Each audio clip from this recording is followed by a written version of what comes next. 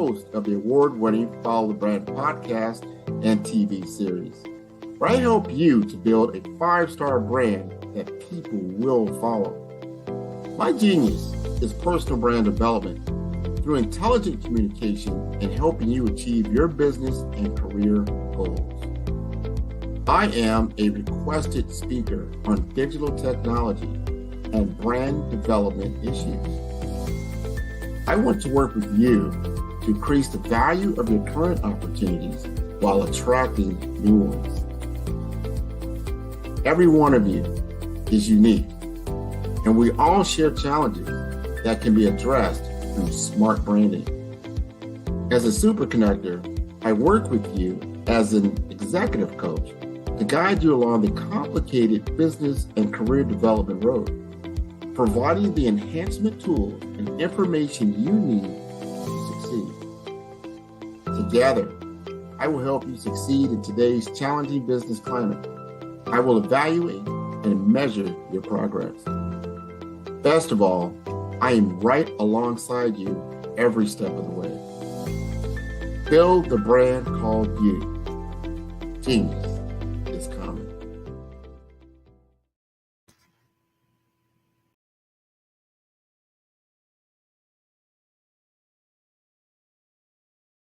Sometimes you got to hear the news from the Black perspective, and more specifically, Black publishers. And that's exactly why you have to download the HeyTie app, the largest mobile app delivering breaking news, videos, and podcasts from 200 of your favorite Black publishers. Yes, 200 Black publishers delivering news as it happens, literally all in one app. Go to HAYTI.com or download the app in the Google Play Store or Apple App Store. It's completely free, along with information that you can trust, so go check them out.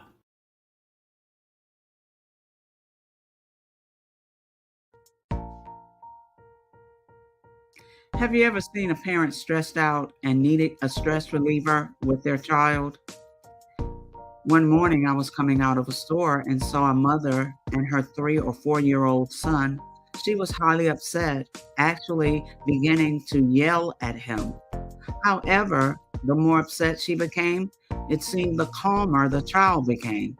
He sat down on the sidewalk, crisscross applesauce, folded his arms, and looked up at her with a smile. You see, the angrier she became, the calmer he became, because he had the control of the situation. Hi, I'm Frizelma Lynn. I am the CEO and founder of Frizelma Teaching Parents, LLC. I'm a retired teacher, school district administrator, an author, speaker, and I am the Parenting 911 coach. My mission is to rescue families by equipping parents with proven, effective, and practical strategies to enhance their parenting skills. Many times we as a society expect parents to teach, train, and raise their children without providing the necessary tools they need to accomplish this. However, parenting issues cannot be resolved without intervention. Therefore, Frizelma Teaching Parents has provided coaching programs, digital courses, and live webinar trainings to provide step-by-step research-based parenting strategies, even for parents whose children are disrespectful, defiant, for those who have been diagnosed with ADD and ADHD, and even for parents of adult children. No longer will you have the need to feel like you are a failure as a parent. You will now have the tools needed for each situation. Trust me on this one. Go to www.parenting911.org. Book a 15-minute strategy session with me or choose one of the coaching programs.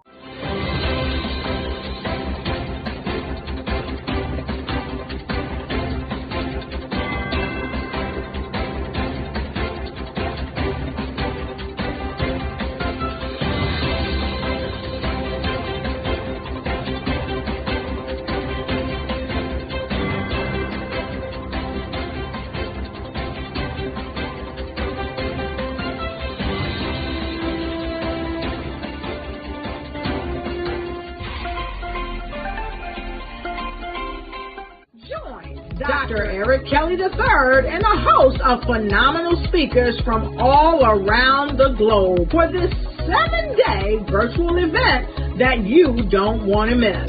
The mission of the Black Business Expo is to raise scholarship money from kids all the way from high school all the way from college. The Black Business Olympics is one of the largest Black business showcases in the world. It is an opportunity for businesses and companies to showcase their businesses globally. We are going to be giving away laptops up to $5,000 away to students. Again, I'm Olivia Appleberry, the founder of 2 Cents Finance and one of the speakers for the expo. I am so excited to see you there. For more info, go to www.blackbusinessexpousa.com or call 919-308-9090 and hope to see you there. I am Black Business. From the moment I wake until the time I sleep. Yes, I am Black Business. I am Black Business. Tell me, are you Black Business? I am Black Business. Do you support Black businesses? Listen, I support Black business because I am Black Business. Black Business Expo. One of the largest business showcases in the history of Black business in the world. The world! Sign up today at www.blackbusinessexpousa.com or call 919-308-9090. I am Black Business. I am Black Business. From the moment I wake until the time I sleep, I am Black Business. I am Black Business. Are you Black Business? I am Black Business. Do you support Black businesses? I support Black business because I am Black Business. Black Business Expo, one of the largest business showcases in the history of Black America in North Carolina. Join Dr. Eric Kelly III and a host of phenomenal speakers from all around the globe for this 7-day virtual event that you don't want to miss. The mission of the Black Business Expo is to raise scholarship money from kids all the way from high school all the way from college. The Black Business Olympics is one of the largest Black business showcases in the world. It is an opportunity for businesses and companies to showcase their businesses globally. We are going to be giving away laptops up to $5,000 away to students. Again, I'm Olivia Appleberry, the founder of 2 Cents Finance and one of the speakers for the expo. I am so excited to see you there. For more info, go to www.blackbusinessexpousa.com or call 919-308-9090 and hope to see you there.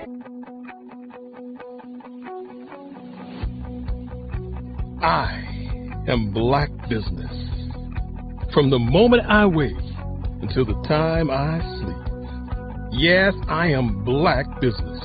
I am Black Business. Tell me, are you Black Business? Black Business Expo. One of the largest business showcases in the history of Black business in the world.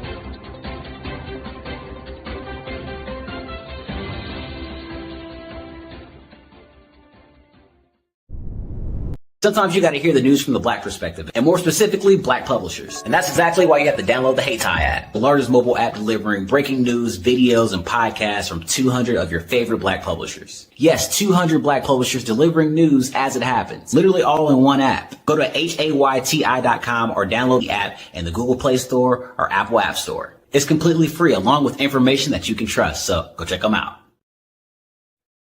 Hey everyone, it's Grant McGaw, CEO of 5-Star BDM and host of the award-winning Follow the Brand podcast and TV series. where I help you to build a 5-star brand that people will follow. My genius is personal brand development through intelligent communication and helping you achieve your business and career goals. I am a requested speaker on digital technology and brand development issues.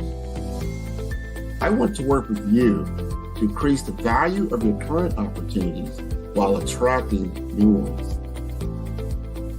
Every one of you is unique, and we all share challenges that can be addressed through smart branding.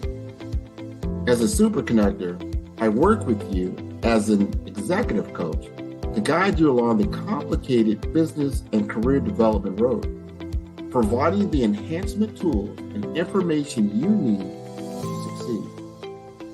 Together, I will help you succeed in today's challenging business climate.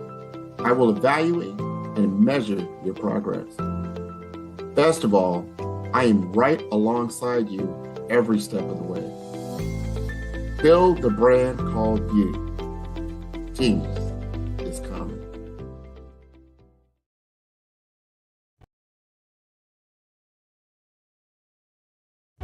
Cash flow 5, 10, 10, 75. I use the Cash Flow app to keep track of my charities. Cash flow 5, 10, 10, 75 helps you manage expenses, helps keep track of charitable giving, helps you save your money. Cash flow 5, 10, 10, 75. Download it today. Cashflow 5, 10, 10, 75 would like to wish the Cyber Bears good luck in this year's first robotics competition.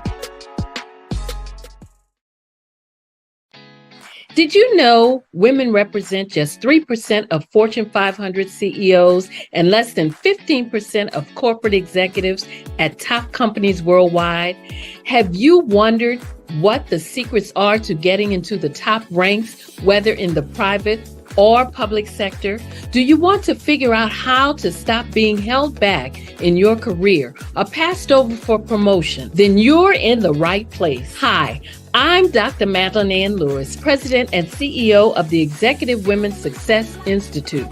I have decades of experience in the military, the federal government, and corporate America, and my mission is to help women succeed and tap into their full potential.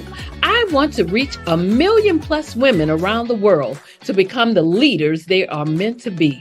So if you want to move into a management or executive level position, or maybe you are a female veteran transitioning out of the military into business entrepreneurship, then reach out to the Executive Women's Success Institute at 301-693-3284. Let us get you on the fast track to success.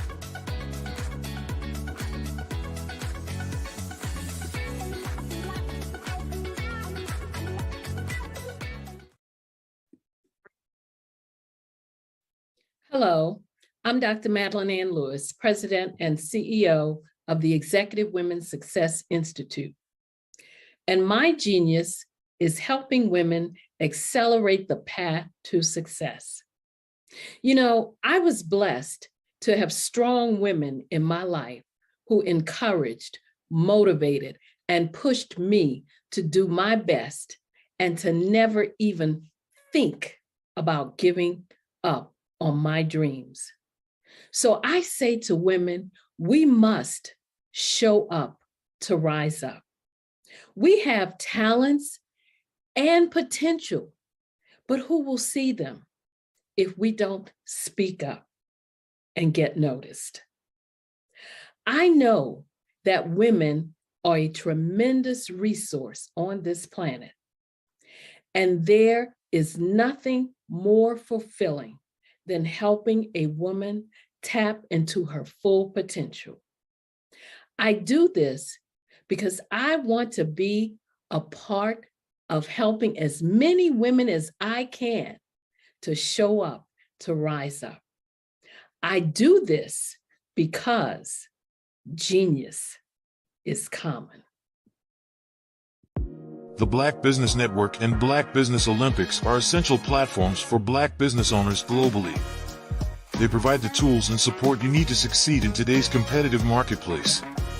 Join us today as we collaborate together with businesses from around the world to support our children, students, and young future entrepreneurs, Black businesses and corporations. We raise funds for students going to college and young entrepreneurs who are aspiring to be business owners, and we invite you to be a contributor today. Visit the website www.blackbusinessexpousa.com to connect with and learn more about how the Black Business Network and Black Business Olympics can help you not only share your amazing business story to businesses, but also serve future generations. Hello, my name is David Jones, CEO and co-founder of the Hello LLC, where we help businesses build a culture, brand and experience, and leverage technology to pivot into Web3. Join the Black Business Network streaming live into Roku, Metaverse, STEM City, Black Multiverse Enterprises, Hulu, YouTube, iHeartRadio, Apple, Facebook, LinkedIn, Spotify, Twitch, and Google Podcasts. Tune in, turn on, and let's thrive.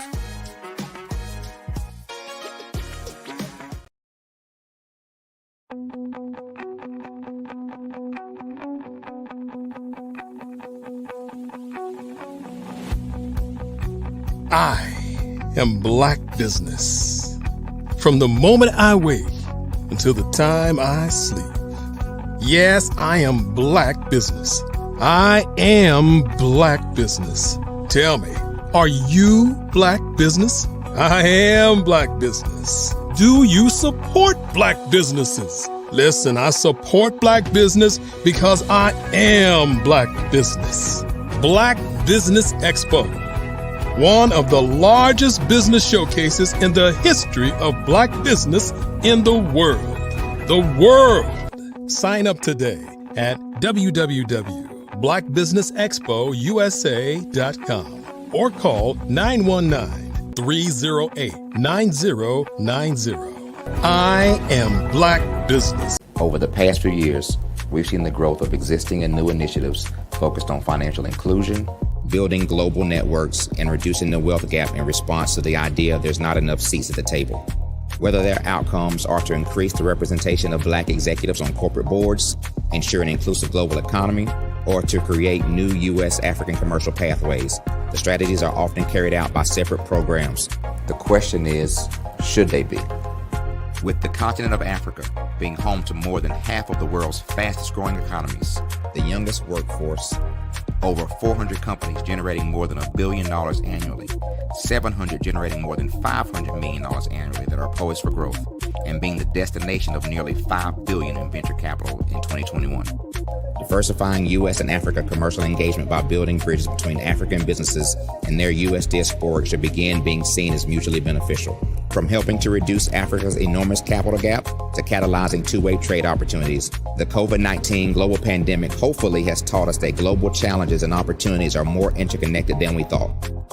During the pandemic, African companies like Unicorn Flutterwave, insurance provider Reliance Health, ride-hailing app Yasir, and 54Gene, the continent's first bank of DNA on people of African descent, proved that when African companies have access to networks, capital, and information, they grow big, grow fast, and create solutions that are valuable to the world. This is why BDirect was created. We are the first U.S.-based but African-centric board preparedness and board search company designed to connect U.S. Black talent and corporations to African businesses. Unique and fundamental to BDirect's success is our process of helping board candidates adapt their experience and networks to an African context before they're connected to high-growth companies that are looking to locally and globally scale. From our focus groups with African business execs and government leaders, we don't ignore the sentiment that business is easy, but people are hard. Having a pool of board candidates with hard-to-access networks and extensive experience across the business life cycle, including successfully raising capital, is table stakes for an initiative like this. So yes, we have that. But corporate or entrepreneurial success in the U.S. does not guarantee success in Africa. Developed alongside industry partners on the continent, our training program, BDirect Prep, is designed to transpose their experience to create cultural comfort, understanding, and a commitment to helping businesses in Africa scale. Our board governance sessions are African, continental, and country-specific, integrated with cultural awareness and dexterity training, masterclasses led by African industry execs, and mentoring and coaching from African continental-based facilitators. But even more unique to Be Direct Prep, we cap off our training program with an immersion trip to help candidates that have not been to Africa before see and feel Africa's complexity and opportunity from African soil. We all know traditional network-based board placement has historically left a lot of us out of ever really being in the paid board pipeline. Our strategy supports the work of many great organizations that are successfully filling seats at U.S. board tables by creating more tables for those that are still left on the sideline. It's time to start seeing the role and value of U.S. Black talent and businesses on the continent of Africa differently. Old perceptions and habits limit economic inclusion. Let's transition Black talent and the African businesses they will support from the periphery of the global economy to its core. Living in a global lockdown, we all know now how fast local and global economies can change and see the value of having businesses that hire, strengthen local value chains, and even grow globally. Status quo in any form holds back progress. We must democratize U.S.-Africa commercial engagement by socially and economically connecting cultures that have long been disconnected. It's time for Africa's U.S. diaspora to redefine their global value by helping African businesses scale continentally and globally. I am Black business. From the moment I wake until the time I sleep, I am Black business. I am Black business. Are you Black business? I am Black business. Do you support Black businesses? I support Black business because I am Black business. Black Business Expo, one of the largest business showcases in the history of Black business in the world. Sign up today at www.blackbusinessexpousa.com or call 919-308-9090. I am Black business.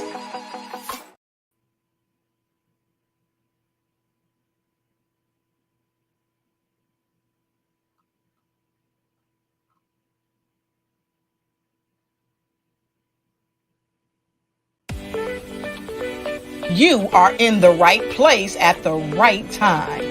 The Black Business Network opens again for its Black Business Olympics, a 24/7 broadcast on business, strategies, global branding, social media marketing, finance, advertisement, and much, much more. Featuring the top, most powerful entrepreneurs and speakers and thought leaders from all around the world as they gather together for this phenomenal event. Join the Black Business Network streaming live into the metaverse, STEM City, USA, Black Multiverse, Pod TV, Roku, Hulu, iHeartRadio, Apple TV, YouTube, TikTok, Instagram. Good morning. Top of the morning to you all. Business owners, entrepreneurs, thought leaders, and corporations.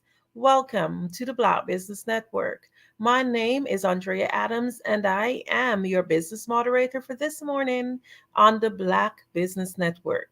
The Black Business Network is a 24-hour business network showcasing Black businesses, business owners, entrepreneurs, and thought leaders worldwide. We have speakers from North Carolina, London, Singapore, Africa, Japan, and cities all over the United States. The Black Business Network is a global community sharing its business knowledge to empower, inspire, and educate businesses about business. Our second speaker for this morning is Dr. Virgil Thornton. And here's a little bit about Dr. Thornton. He is a native of Virginia and has been happily married for 33 years to Dr. Michelle Boone Thornton, a college professor. Virgil is a proud father of twin daughters and one son, and is a certified foster and respite care parent, and a member of the Hampton Roads Committee of 200 plus men, mentoring and education, and is certified member of the John C. Maxwell Leadership, Speaking and Coaching Group, as a general manager of Dodge, Infinity, and Lexus dealerships in Alabama and Virginia, and owning several businesses in the food service and the recording industry. He has led several teams and hundreds of individuals meet and exceed their business and personal goals. He currently serves as president of CMV Communications LLC and provides public speaking, leadership, and training and personal development services. His speaking and training engagements include guest speaker for several National Automotive Dealer Association Academy commencements. And I am just more than honored and excited to present to you this morning none other than Vigil Thornton. Good morning, and thank you for that wonderful introduction, Miss Adams. Good morning, and thank you for being here on the Black Business Network. Genius is common, and I'll see you on the other side. I'll see you on the other side. Good morning, good morning, good morning. Yes, we're going to talk leadership this morning, and we're going to talk about leadership in its basic form. However, at CMV Communicators, I am president, and that's CMV Communicators LLC. And we are a professional development and executive coaching firm concentrating on leadership training. We focus on performance improvement with our clients, and we help them reach their true potential through effective leadership. Today, I was looking for my co-host. I may have an issue getting her on. And actually, we'll be talking leadership, but we'll be talking a little bit about leadership in regards to, is it a huge component to organizations, or is it just another part of the organization?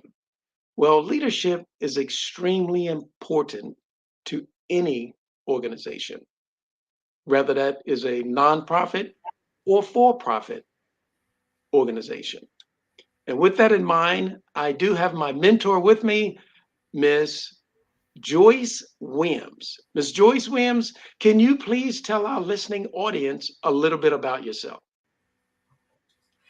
Good morning. My name is Joyce Williams, as Mr. Virgil Thornton said. I am a small business professional with the Army Mission Installation Contracting Command. I'm a small business professional there. I have over 25 years of contracting experience.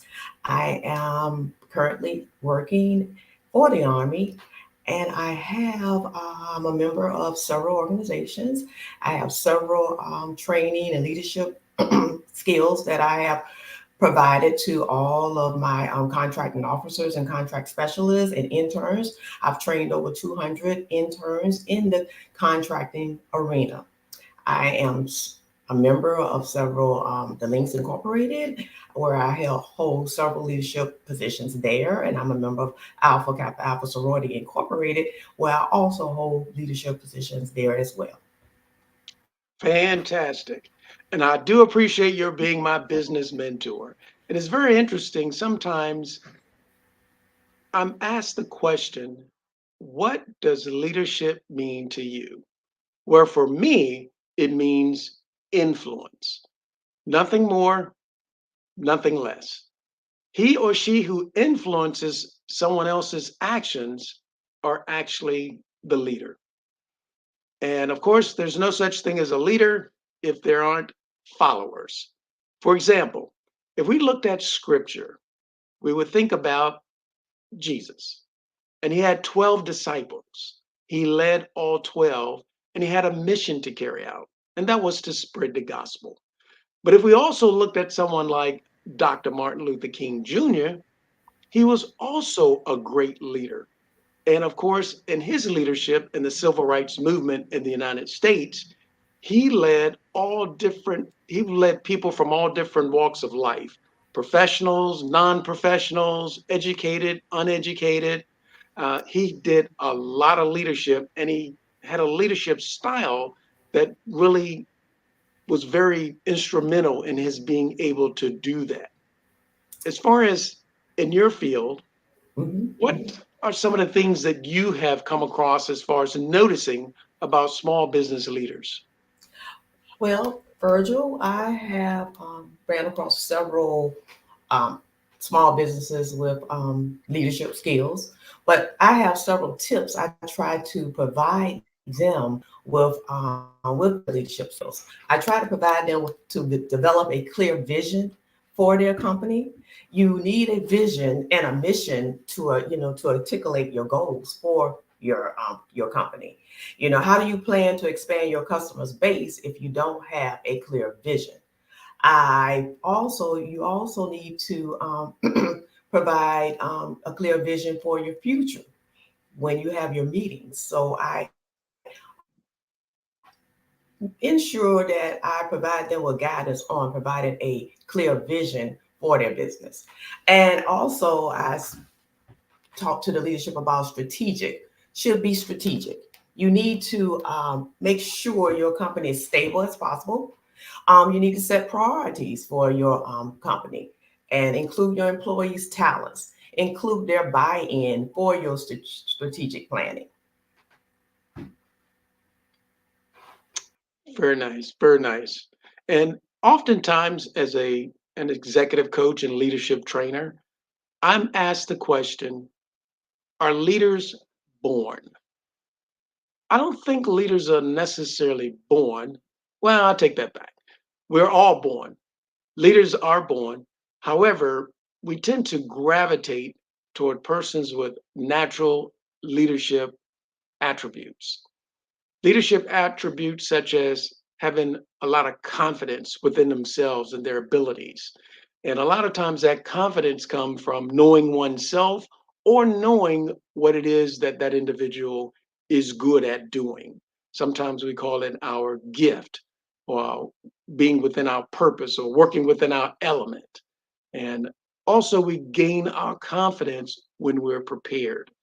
So as business leaders, it's vitally and hugely important that we be prepared.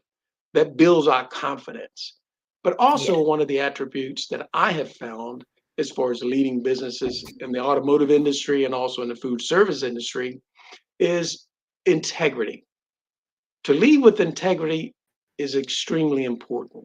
And of course, when we speak about your field as far as dealing with persons in the Army, integrity means everything, especially when one is thinking of putting their life on the line and putting their trust into another individual. So we must be trustworthy as leaders. We must be truthful as leaders, because that tarnishes our leadership ability to be able to have our followers go in the right direction and for them to have buy-in to where we're trying to lead them to go.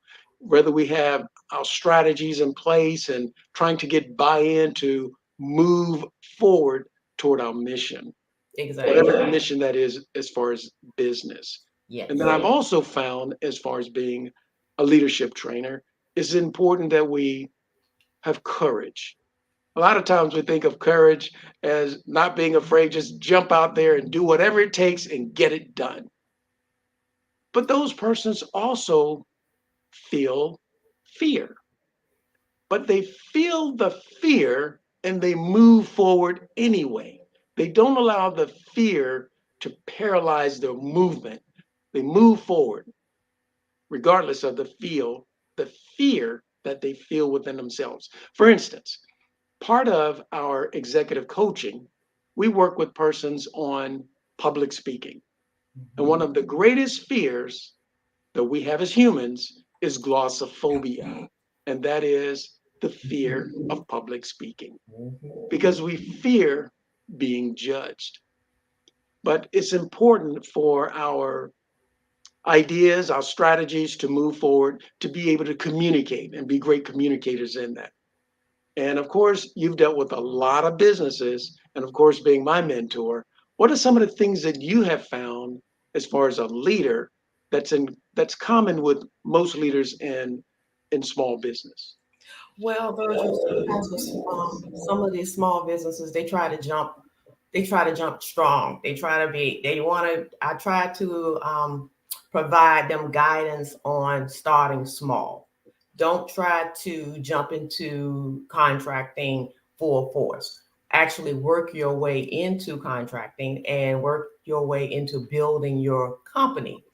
Because if you're a leader, you want to build your company, and you want your company, but building your company, you're building your employees. So you might end up having just 1 or 2 employees, but you as a leader will have to lead and guide them and give them direction and provide them the right services. And that's why sometimes I also meet with the employees as well to discuss how to follow their leader, because the leader does not know everything, even though they are a leader, but you need to follow, and I lead them to guide and understand that they just can't jump into a situation. They need to take their time. They need to work on their strategy of where they would like to be in the first 3 months, the first 6 months, into a year, and provide that type of timeline for how they would like to have their company to run effectively.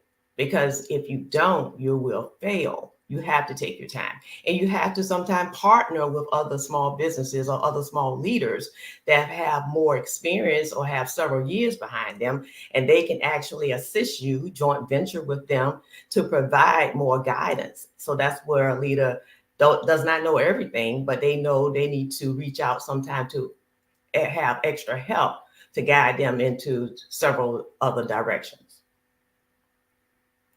Interesting. Definitely interesting. And as a leadership trainer and executive coach, we find at CMV Communicators that when looking at those attributes as far as a leader and the things you were speaking about as far as not overwhelming oneself, always keeping true to the mission. And basically, keeping true to the mission is going back to the mission statement. Yes. Why are we in business, and what are we planning to do?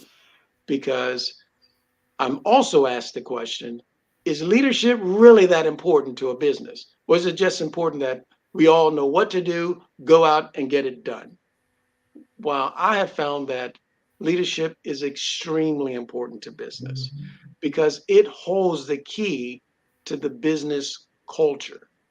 Business culture is that internal and external engagement. What am I speaking about? I'm speaking about the internal engagement and how the team members interact with one another.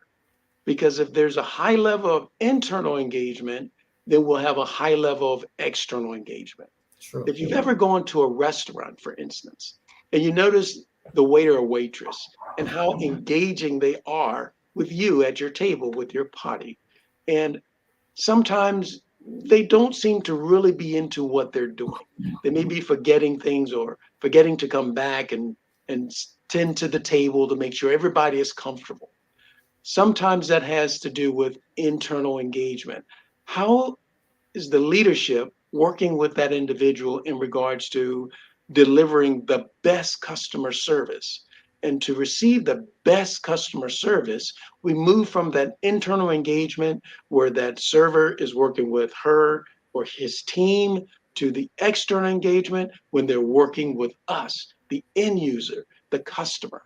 And if we don't have a high level of internal engagement, which is dictated by the culture of the business, then we won't get that external engagement that we're really looking for, and that's that high level of customer satisfaction. With that in mind, of course, leadership is extremely important because it directs the company.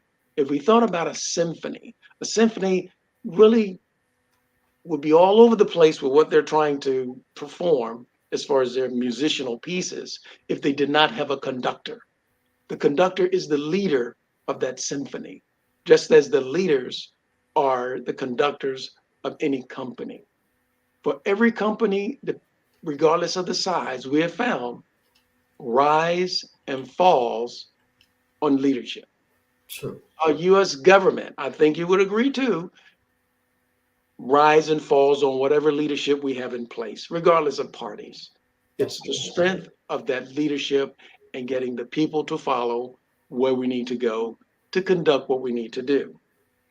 In Jim Collins' book, Good to Great, he speaks about being on a bus and the bus going in the right direction. And when we're in business, and I've found as far as my positions as an executive leader in businesses, it's important to have buy-in. That's true. Right. Top level of leadership to the entry level. And lastly, I found also that leadership is extremely important to business because it also dictates and controls the morale of the company. The speaker before me, she was speaking about, of course, the ability for people to connect. And of course, it's extremely important to connect because we must have that congruent. An automobile won't run if all the parts don't run like they're supposed to. The vehicle will just sit still. It's important that the engine moves a certain way, so the transmission moves a certain way, so it moves that power to the wheels, so the vehicle starts to move. And it's important to have the right morale within a company because the morale is the willingness of the persons on the team to perform and have impact. Correct. And I've seen that you've, of course, again, being my mentor, you've dealt with a lot of different small businesses. And what are some of the things that you've seen as far as how they're controlled by their leadership? Well, first, I try to provide them, I tell them not to micromanage. Also, to give their employees the idea to actually work on their own. You know, have supports, be supportive, but do not micromanage your employees. Have them buy in, like I said, and internal engagement. You have to ensure that you are giving them the right guidance. But if you don't know everything yourself, say, for instance, if you need a billing clerk for your company, you might not know anything about accounting or billing. Inform your employees that you don't know anything about it. You do not know everything as a leader. So I say actually be transparent with your employees. Inform them, no, I don't know anything about billing. So I will go out and look for a accountant or a billing clerk or something in that nature. So those are some of the things I run into where a small business think they try to do everything. Sometimes it starts off as a one-man shop, and one-man shop is trying to do everything and they cannot. So I actually consult them with trying to hire some students or have students volunteer in their company to give them experience with a small business, or if they're into cybersecurity and there's a student that's a cybersecurity major, try to assist that student where that student will be gaining some experience. Or if a student is an accountant, have that student assist you with your accounting books. So I try to mentor them in a way that will help them build their small business, because now small businesses are doing much better. 2020, we lost a lot of small businesses, but now we are trying to, as a small business professional, we are trying to assist them and guide them and lead them in the right direction. Fantastic. I really appreciate that, because I have found when you're speaking about those not being able to wear all the hats and understanding which hats you need to wear at what times, and operating a food service and vending business at a nuclear power plant, I found myself in that position as well. And that, of course, is dealing with different persons as far as partners at that time in regards to the way that they do business and how we were operating the business. For instance, where you were speaking about, of course, not wearing all the hats and understanding where your lane is, so to speak, is understanding the 3 levels of entrepreneurship. And of course, we get into that with some of the trainings we do. And of course, as owner operator and working as far as a model with the 3 levels of entrepreneurship, that technician phase, the manager phase, and the visionary phase. And just like you were speaking, as far as that technician phase, we can't do it all. We have to understand where our strengths and weaknesses are as managers. As leaders, at the technician phase, because a lot of times in getting in business, we can be a one-man or one-woman operation where we're doing everything. But once the business starts to grow, like you were speaking about with not knowing accounting and getting an accountant to do your books for you, in the beginning, you may have to do your own books like you were teaching me. And of course, that's in that technician phase. Your hands are on the business every day and you're carrying out the operations. If an appointment is to be made, you, the business owner, made the appointment. If you're going to attend that appointment, you, the business owner, attended the appointment. And you kept track of all of your records during the time as the technician of that business. But as we move forward and the business starts to grow, then we move into that management phase. So now we have 1 or 2 employees, and then as far as members on our team, and now we give some of those responsibilities to our team members so that we can start moving toward that visionary phase. And where are we trying to take the business? What's the growth of the business? What's our 3-year plan? What's our 5-year plan? What's our 10-year plan? Some companies, especially corporations, they're looking 50, 75, 100 years down the road as far as where their company is going. We're not looking quite that far, but it is important as a visionary where we're taking the business. And again, understanding which lane are we driving in. We're on that 3-lane highway with our business, and 1 lane is the technician phase. So we're in that right lane and we're moving down the highway. But then of course, now we're going to build up a little speed. So we need to get out the right lane and get in that middle lane. So in that middle lane, we can keep that flow going as far as being the manager. And that's when we're looking at what you were speaking about, that buy-in. Then we need members to buy in, because I can't do it all by myself. You as a business owner, you can't do it all by yourself. That's why we bring on team members. So we're in that middle lane and we're moving, but then we really get to moving. So now we got to pass some things. So we move over to that left lane. And of course, we're talking about driving in the US.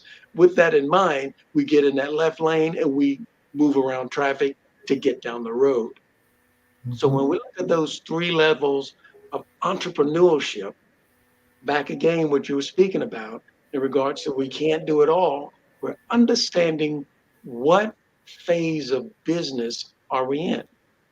Are we in the technician phase? Are we in the management phase?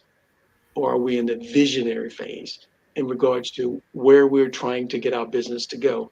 Understanding in the visionary phase, it is the heart of the business, and it's really wrapped around the mission statement. Exactly. That's the key, the mission statement. Yes, you have to have a mission statement, because you have to have knowing where you are actually going within your company, and vision, because you need to know and you need to provide that information, because if you don't have a mission or a vision statement, you can't be effective. You can't have an effective operation. And of course, you stated too that you have worked in nonprofit as well as we know for-profit. And in looking at the two from a leadership standpoint, because of the leadership positions that you've had, and I'm so glad to have my mentor here, and what have you found to be a common denominator between the leadership in a nonprofit and leadership in a for-profit company? Well, with a nonprofit as a leader, you are actually working, I think, harder, because with nonprofits, you're trying to gain more knowledge. And with a 501c3, for an example, you have to have a lot of different tools in place for the IRS. So as a leader, you have to really get educated on your nonprofit. I mean, if you want to get a grant, you might need a grant writer. You might need a couple of technical writers. You just don't know. But with a nonprofit, as a leader, you have to educate yourself or get educated and find out more, or reach out to some nonprofits that have already been in place for several years and get guidance. That's my goal. When I need something and I need to find out more information, I reach out to someone that might know a little bit more than what I know. Talk with that company. got to have them pull my hand, take my hand, and lead me in the right direction as a nonprofit if I'm a leader. Sometimes leaders don't want to reach out. And that's why I see some as a nonprofit can fail, because they think they're trying to learn everything on the internet, and you can't learn everything on the internet. So you have to go out and reach out to other nonprofits. And that's some with some things that I've seen with some nonprofits as leaders. They don't want to reach out, but you need to reach out, and you might have some information you can provide them as well. But if you're trying to start a nonprofit as a leader, it's daunting, but you can do it because it just have so many different things that's in place, because you're dealing with the IRS anyways. But with a 501c3, you have to put different things in place. And that's why I think that leader need a mentor to lead them in that area. Now, with a company that's a commercial company, that's not a nonprofit, everyone is going to have a challenge, regardless, because you have so many small businesses out here, millions of small businesses. So you always are competing. So you always have to ensure that what you're actually trying to sell, your product or your services, is top notch. If you're selling services, you got to ensure the people that you have, your employees, are top notch. They have the experience, they have the certifications, because you are competing with so many different companies out here. So you have to stay on top of those trainings. You have to ensure that you're employing the right people for the right type of jobs. Not everyone is fit for every type of job. So you have to ensure that you are marketing the right type of employees for what you have as a leader. Oh, fantastic. Absolutely. And I found too, in looking at the way that I was able to lead within our food service and vending business versus the automotive industry versus entertainment. It's a matter of coaching, so to speak, from multi-level layers of leadership. Correct. And how to lead from a position of inspiration versus finding ourselves in desperation. And of course, inspiring others to get done what needs to be done versus demanding that things be done. Correct. And celebrating the wins, the daily wins. We don't have to worry about the end of the game. And of course, I'm into football in the United States. And of course, if you get the first down, you get enough of them, you'll make a touchdown. So it's celebrating the small wins.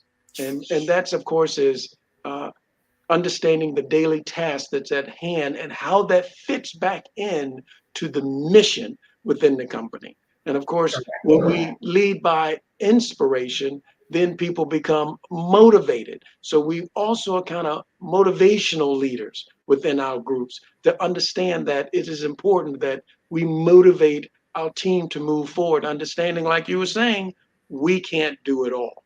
No great business is built by one person, is built by a team. And of course, when we speak of team, there's no I in it that I have found. And that position of motivation is with positive feedback. Of course, we all have our weaknesses. We understand that. And of course, having those weaknesses, we teach and coach that you want to manage those weaknesses and manage the weaknesses of those persons on the team. And then, of course, move forward. What are they very good at? And how do we get them to be even better at what they're good at? And of course, along the way, managing what it is that they need, their areas of challenge, because we all have them. And then, of course, we find that in coaching and then also in our working with our clients to improve their performance, there's preparation. And in that preparation stage is interesting, and I won't get into it, but that's that third level of leadership within a company as far as helping to develop the people.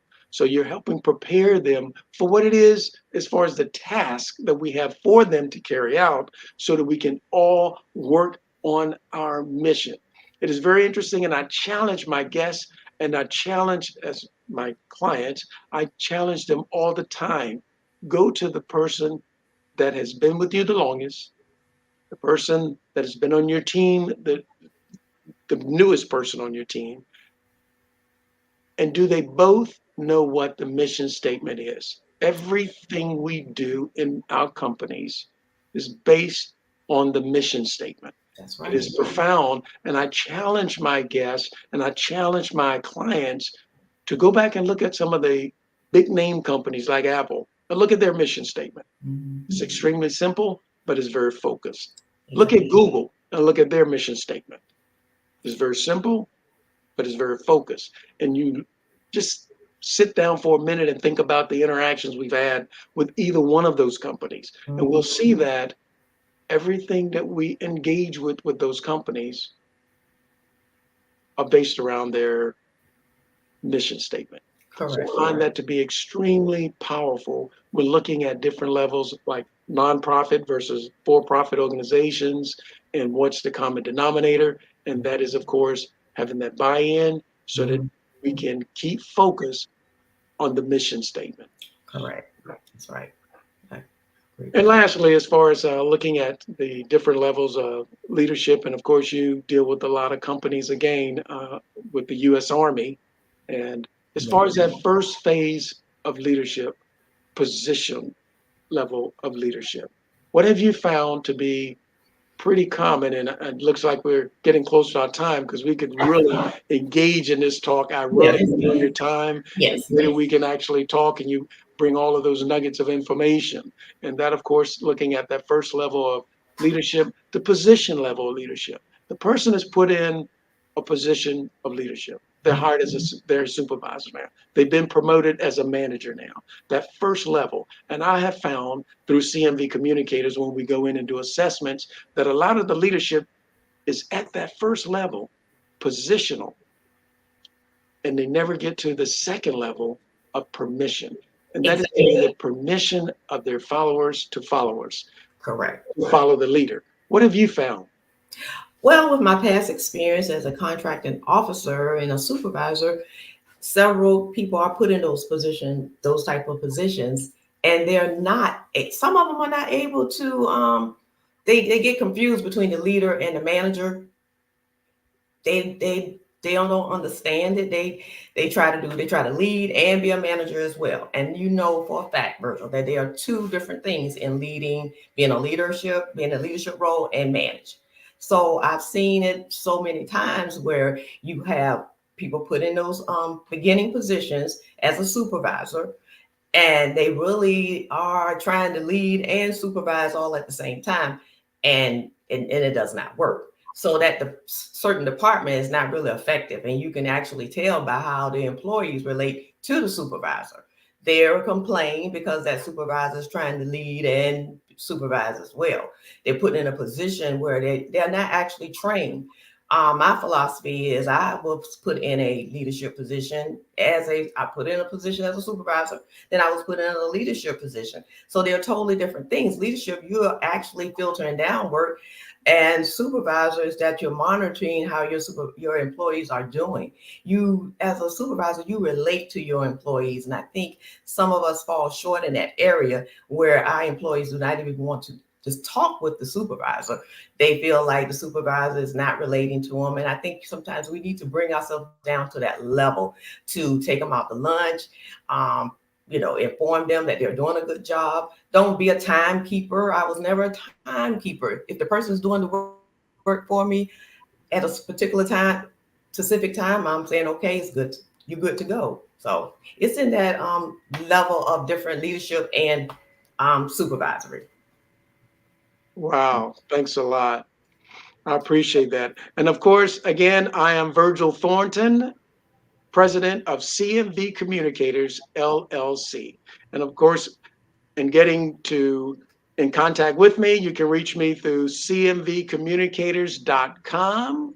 You can reach me directly at 757-719-3400. Thank you so much. This has been quite an interesting and informative discussion, and we're looking forward to seeing you both back here on the Black Business Network. Genius is coming, and I'll see you on the other side. Thank you. Thank you. The Black Business Expo's mission is to raise funds for high school seniors. going to college, or K-12 entrepreneurs. This expo is a fundraiser for students. You may go to www.blackbusinessexpousa.com to donate to the scholarship fund or use Cash App BBXUSA. Our goal is to give laptops and up to $5,000 to 10 students. Students can register online at www.blackbusinessexpousa.com. Every dollar counts, so we want to remind you to donate to the scholarship fund. We want to thank our Black Business Expo USA sponsors for May 2024. NC100, Moody Capital Partners, Suede Soul, The Hello LLC, Lotus Richer Coaching and Company, Carolina, Virginia Minority Supplier Development Council, Step Management, Barbara H. Smith LLC, 5-Star BDM Media, Margie McLean Foundation Inc., Genius is Common, Earth Essential, Milan Chennai Global, Executive Women Success Institute, The Quality Coaching Company, Superwoman Business Services, Creative Force Studios, Lee Entertainment, Artistic App Design, Black Business Expo USA. Genius is common. And I'll see you on the other side.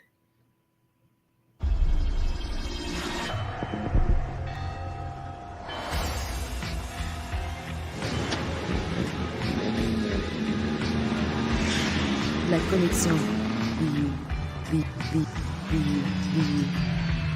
La connexion BU.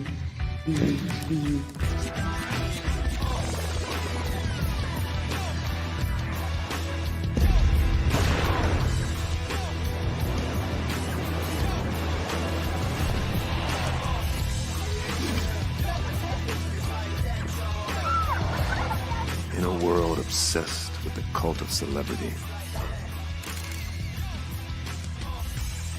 I challenge you not to aspire to anyone else's greatness, but instead strive to reveal and ignite the greatness within you.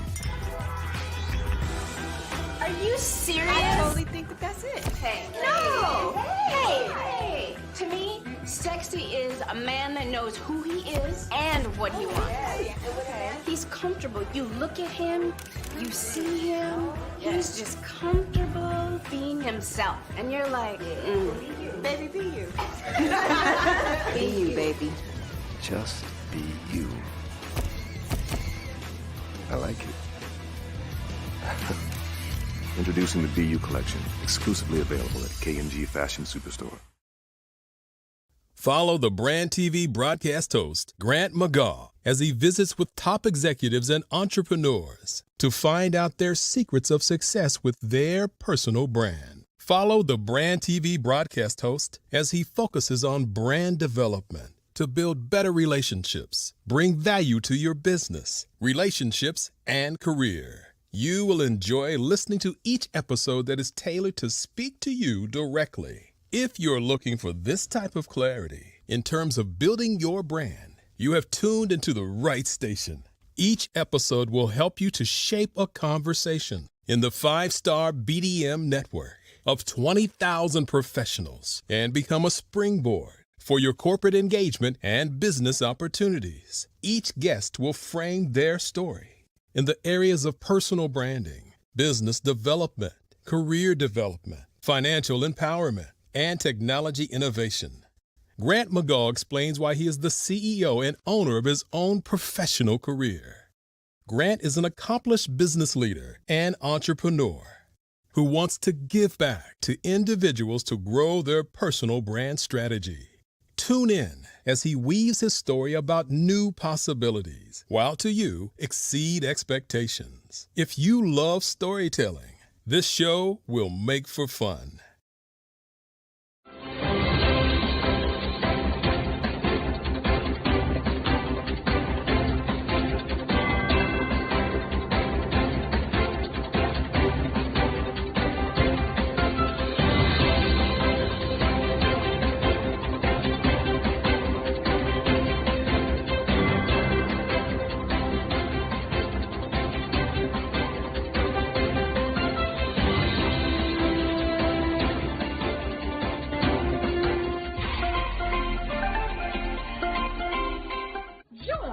Dr. Eric Kelly III and the host of phenomenal speakers from all around the globe for this 7-day virtual event that you don't want to miss. The mission of the Black Business Expo is to raise scholarship money from kids all the way from high school, all the way from college. The Black Business Olympics is one of the largest Black business showcases in the world. It is an opportunity for businesses and companies to showcase their businesses globally. We are going to be giving away laptops up to $5,000 away to students. Again, I'm Olivia Appleberry, the founder of 2 Cents Finance and one of the speakers for the expo. I am so excited to see you there. For more info, go to www.blackbusinessexpousa.com or call 919-308-9090 and hope to see you there. I am Black business. From the moment I wake until the time I sleep.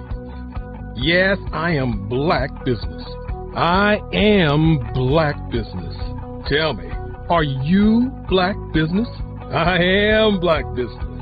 Do you support Black businesses? Listen, I support Black business because I am Black business. Black Business Expo, one of the largest business showcases in the history of Black business in the world. The world! Sign up today at www.blackbusinessexpousa.com or call 919-308-9090. I am Black business. I am Black business. From the moment I wake until the time I sleep, I am Black business. I am Black business. Are you Black business? I am Black business. Do you support Black businesses? I support Black business because I am Black business.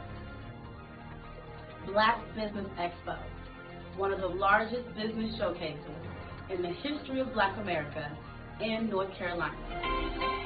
Join Dr. Eric Kelly III and a host of phenomenal speakers from all around the globe for this 7-day virtual event that you don't want to miss.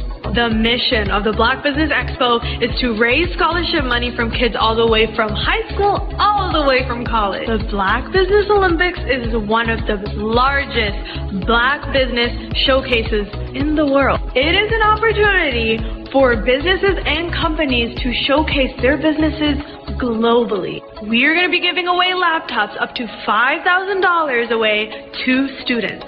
Again, I'm Olivia Appleberry, the founder of 2 Cents Finance and one of the speakers for the expo. I am so excited to see you there. For more info, go to www.blackbusinessexpousa.com or call 919-308-9090 and hope to see you there. I am Black business. From the moment I wake until the time I sleep. Yes, I am Black business. I am Black business. Tell me, are you Black business? Black Business Expo, one of the largest business showcases in the history of Black business in the world. Are you a forward-thinking entrepreneur or business owner? The world is changing faster than ever, and it's time to pivot and adapt to the future. Hello LLC is here to help you do just that. Hello stands for helping enterprises leverage leading-edge optimizations. Our innovative solutions can streamline operations, reduce overhead costs, and give you a competitive edge in a market projected to reach $5 trillion by 2030. By pivoting to the metaverse, businesses can tap into a rapidly growing market that is projected to be a significant part of daily life for 25% of Americans by 2026. As a full digital metaverse agency, the Hello LLC can help you create custom solutions to streamline operations, increase productivity, reduce costs, and drive brand recognition. Why should you pivot to the metaverse with the Hello LLC? By leveraging cutting-edge technology, you can provide immersive experiences for your customers, expand your global reach, and unlock new revenue streams. Contact us today to make the pivot.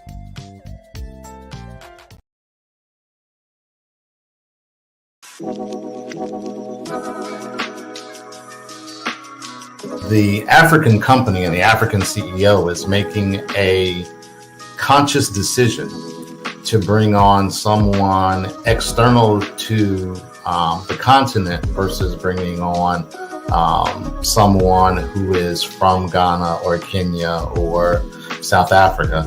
And so the skill sets of the people that we take through our executive leadership training program and ultimately on the placement, obviously have to be extremely high caliber. So what we look for are corporate executives at the vice president to C-suite level, as well as Black entrepreneurs. When we look at the Black corporate executives, we're looking for some very specific skill sets, whether that be around supply chain, sales and marketing, engineering, product development. We want our folks to be able to add immediate value to the corporate board, right? And the other thing is, even if they don't necessarily have specific industry experience, they're bringing a diversity of thought.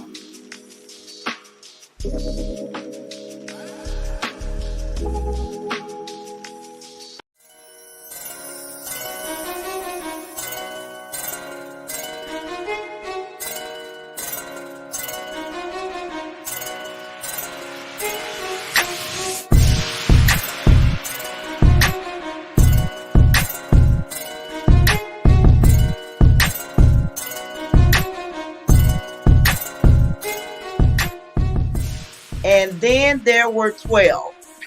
Okay. And God spoke to me and said, I want you to do a calendar highlighting men. I want there to be men from all walks of life, not just entrepreneurs, not just CEOs of corporations. I want you to bring good fathers, good husbands, good teachers, good coaches, athletes, CEOs, entrepreneurs. I want you physicians, attorneys. Bring them together. They will formulate relationships that they never otherwise would have formulated, because we tend to stay in our own circles.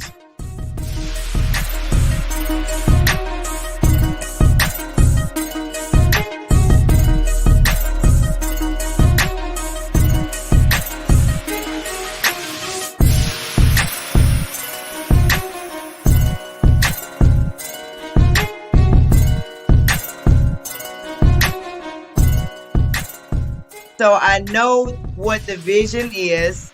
I know my instructions. And that's why every year I stretch myself even further.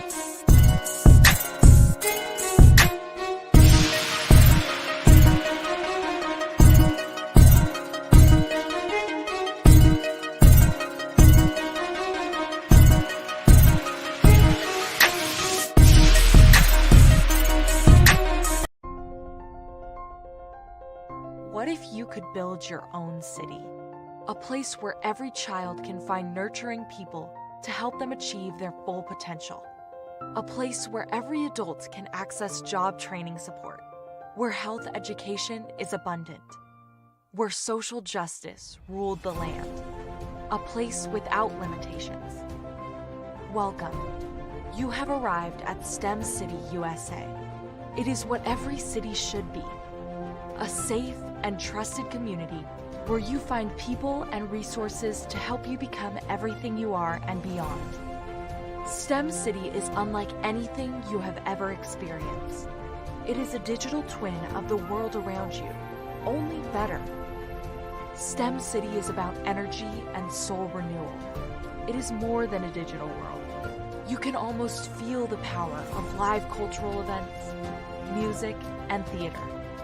STEM City promises a better future for children with caring mentors and hands-on activities with dedicated tutors to support our youth. STEM City is your passport to a healthy lifestyle with weekly events addressing our community's many issues. STEM City is your financial well-being with helpful information on wealth management, career advancement, job training, and so much more. STEM City is the community you deserve. It is the city where your dreams can come true. STEM City USA, a place in the sky that is accessible to all who reach for the stars.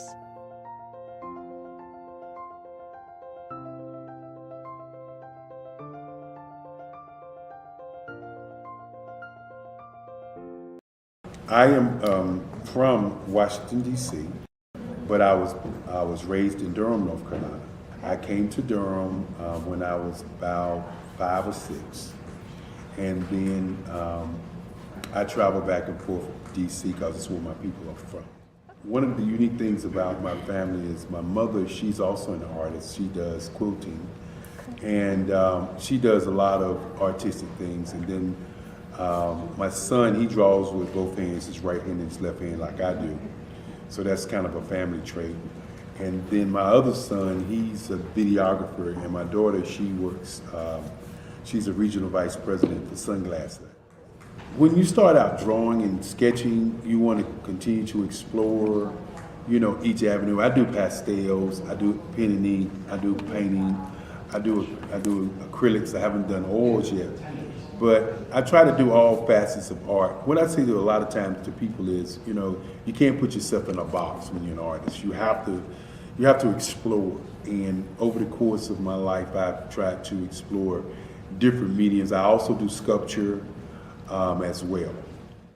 I choose my subjects by the intensity that they have in their faces, or the intensity that somebody is moving, because I do more than portrait drawings. I also do I do abstract, and then I do figurative drawing also. Well, what happened in this particular show is that I started out trying to come up with something that would be a little bit different than what everybody else is doing.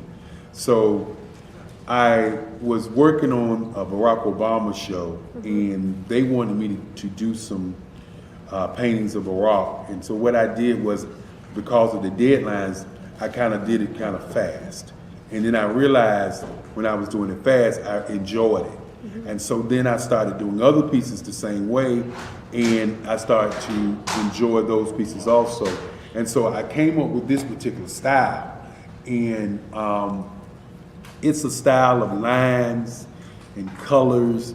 And what's interesting is that when I was in college, I did a show called Lines, Colors, and I talked about the boldness of the blacks, the hotness of the whites, and this is how this has come about, you know, later on in my life.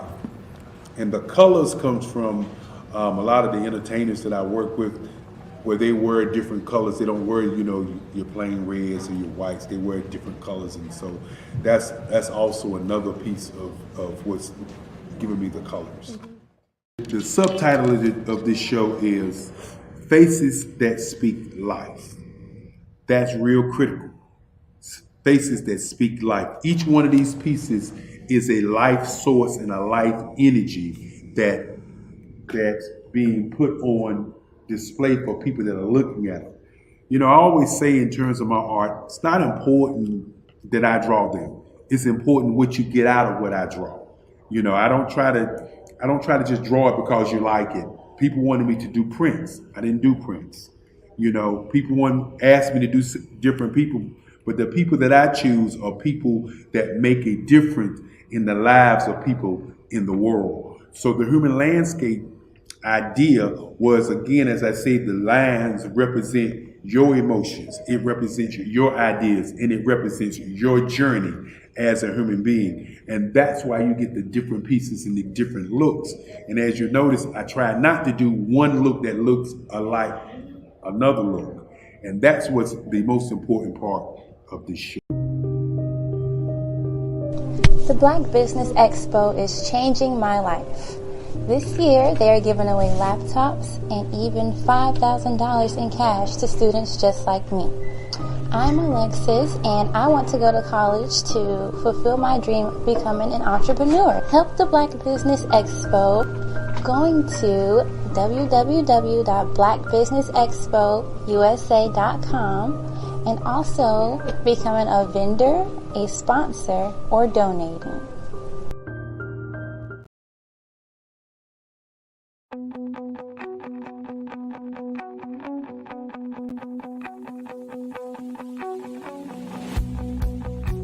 I am Black Business. From the moment I wake until the time I sleep. Yes, I am Black Business. I am Black Business. Tell me, are you Black Business? I am Black Business. Do you support Black businesses? Listen, I support Black business because I am Black Business. Black Business Expo. One of the largest business showcases in the history of Black business in the world. The world. Sign up today at www.blackbusinessexpousa.com or call 919-308-9090. I am Black Business.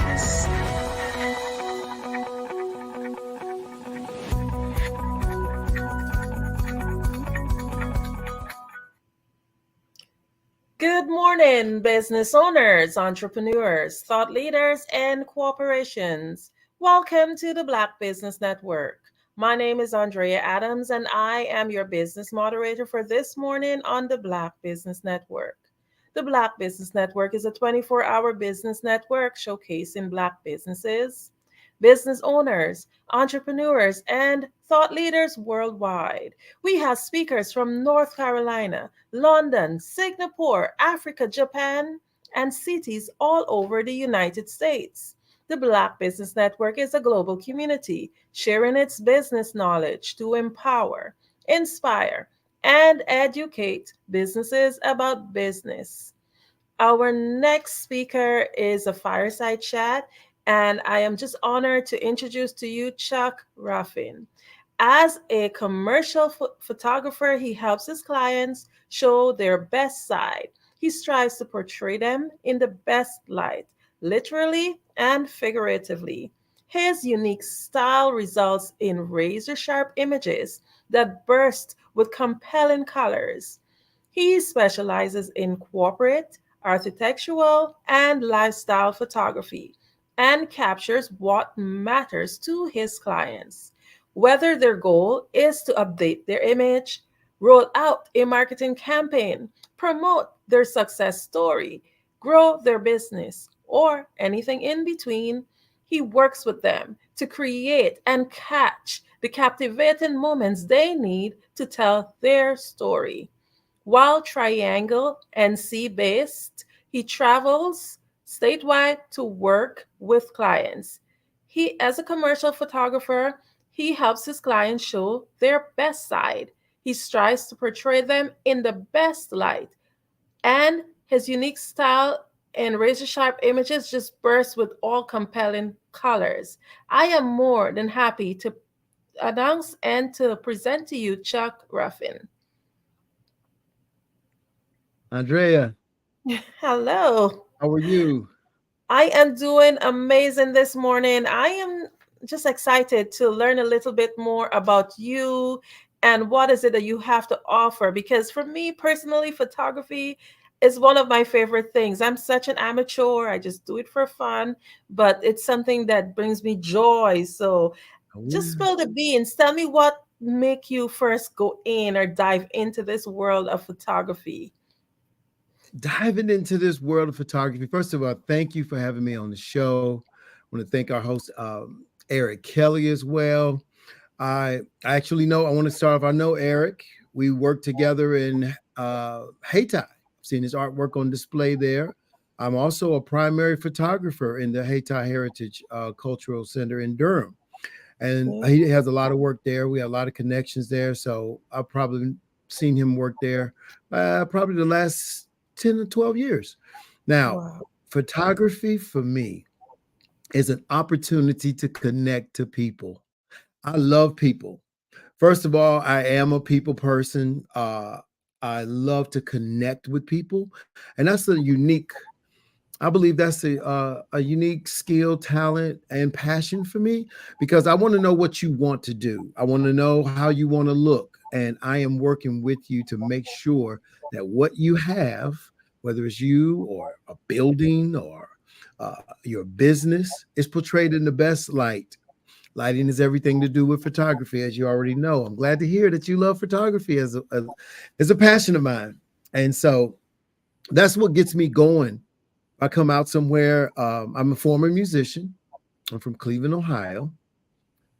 Incidentally, one of my relatives is David Ruffin from The Temptations. So I grew up in music. My father played guitar, and that got me into bass. Became a musician, and I did high school bands. I went in the service, had bands in the service, and when I got out, I was stationed in North Carolina. I enjoyed the gospel music set.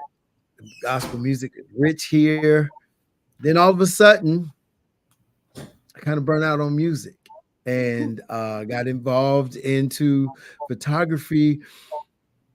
I'm kind of jumping ahead. You didn't ask that question yet. Well, I want to roll with it. Go right ahead. Actually, I was going to ask you, Okay, I'm gonna keep going. I'm a passionate person. So anyway, my introductory in photography was first in Europe when I was stationed in Germany. I picked up a camera, went over the countryside. A lot of soldiers wanted to take pictures and send home. They would get custom suits made. And then I had the old film camera back then. And then when I left Germany, I went back to the band. Then I got burnt out on the band. And then a good friend of mine called me and he did a check. And I was telling him, I said, man, thanks. Nothing seems to be working. I'm not inspired. And he said, Chuck, I'm going to tell you something. I got a gift. He said, I'm going to pray for you. And in the morning, I guarantee you, you're going to know what your calling is. You're going to know what this is. All I can tell you, Andrea, when I woke up, I knew I was supposed to be doing photography. And when I got into photography, doors began to fly open. I took lessons. I went to Durham Tech. I took every course they had. Sports photography, fine art photography, architectural photography, portrait studio photography. I just consumed, it just consumed me. I consumed it. I love it. All right. That's absolutely amazing. So tell me, I just want to hear a little bit like the groovy details. What is your most unforgettable photo shoot? Was it glamorous? Disaster? Yes. Oh, I'm going to tell you. I was in Durham. Now I'm going to tell you something. I got selected to shoot in the Art of Cool. The Art of Cool is a big festival in Durham, North Carolina. I don't know if you heard of it. Some of the people out here have. But I love shooting concert photography because I was a musician. You mean, what a connection. When you talk about doors opening, I sent some of my photos off. I sent my website, filled out the application, and they called me up. But when I got there, all the other photographers were asking me, who are you with? Who you shoot for? And I was like, me. That was so rewarding. When we got out on stage, I looked behind me and all I could see was a sea of people. And the energy was so fabulous. Andrea, I turned around to the crowd. I stood up on the speaker and I raised the camera over my head and I said, "Rah!" And I just yelled and they yelled back. And it was fire. Ever since then, I mean, when I would shoot, I could feel the music. I could tell where it was going before it got there. I could anticipate the shots. And I'm talking about, this was Erykah Badu. This was who else was there? Maxwell, Jill Scott, Um, who else was there? But anyway, those were headliners. Anthony Hamilton. That was a pop list, and it just blew my mind to see those people. I'll never forget that. I'll never forget that shoot. I'll never forget it. And then I did the next one the next year, and it was all the rappers. You know, it was backstage. I got to meet a lot of the gentlemen, all of the people and the rappers that I just never got to talk to. Chuck D, got to talk to him, and they were so nice, you know, and it was fantastic. It was amazing. That's definitely unforgettable. You did mention earlier that you took every single course you can think of or you came across, but is there a specific type of photography that you specialize in? And if so, what made you choose that? You know, Andrea, that's a really tough question because almost I'll just do top three because I don't have just one. Now, I love headshots because that's very personal. That's a one-on-one. And I know what I'm doing is directly for the client. That's probably top. Concerts, it's right there with it, 1A and 1B, because of the connection I just told you about. And for me to do architectural photography is at a whole nother, it's just another dimension because the building doesn't move. So you have to work with the sun, you have to work with the lighting that's given to you, and it gives you an absolute opportunity to be totally creative with the elements. You know what I'm saying? With the photography, you're dealing with lights that are there, that are artificial and so on. But when you're dealing with a building, in most cases, this is natural light and shadows. It's just, that's I just love it. You know, one time I was shooting, I'm gonna try not to go too fast and too far. You just let me know, put your finger up. But one time I was on top of this building. I was on the top of a parking deck and I was doing a shot. It was a night shot. And I was just waiting as the sun begins to set. I was just taking shots at random. Like, oh, that's a good one. The sun's go a little further, go down a little further, going through the golden hour, the blue hour, and then it was dark. You know, I never smoked cigarettes, but I wanted to smoke a cigarette, and I don't know why. I just said, I just want a cigarette. I just want to smoke a cigarette. If I smoked, I would have smoked. But I don't know what that was, but it was exhilarating. It was so calming, and it was so relaxing. And it was like I could just do what I wanted to do with what I had available. Very rewarding. So that's my top three. That's the best I can give you. Wow, I can only imagine. So I just want to get some information. So what's your secret sauce and like what makes your style stand out? Ooh, I can't tell you everything. No, you can't. No, my secret sauce, I'm going to tell you. My secret sauce, I can tell you this much.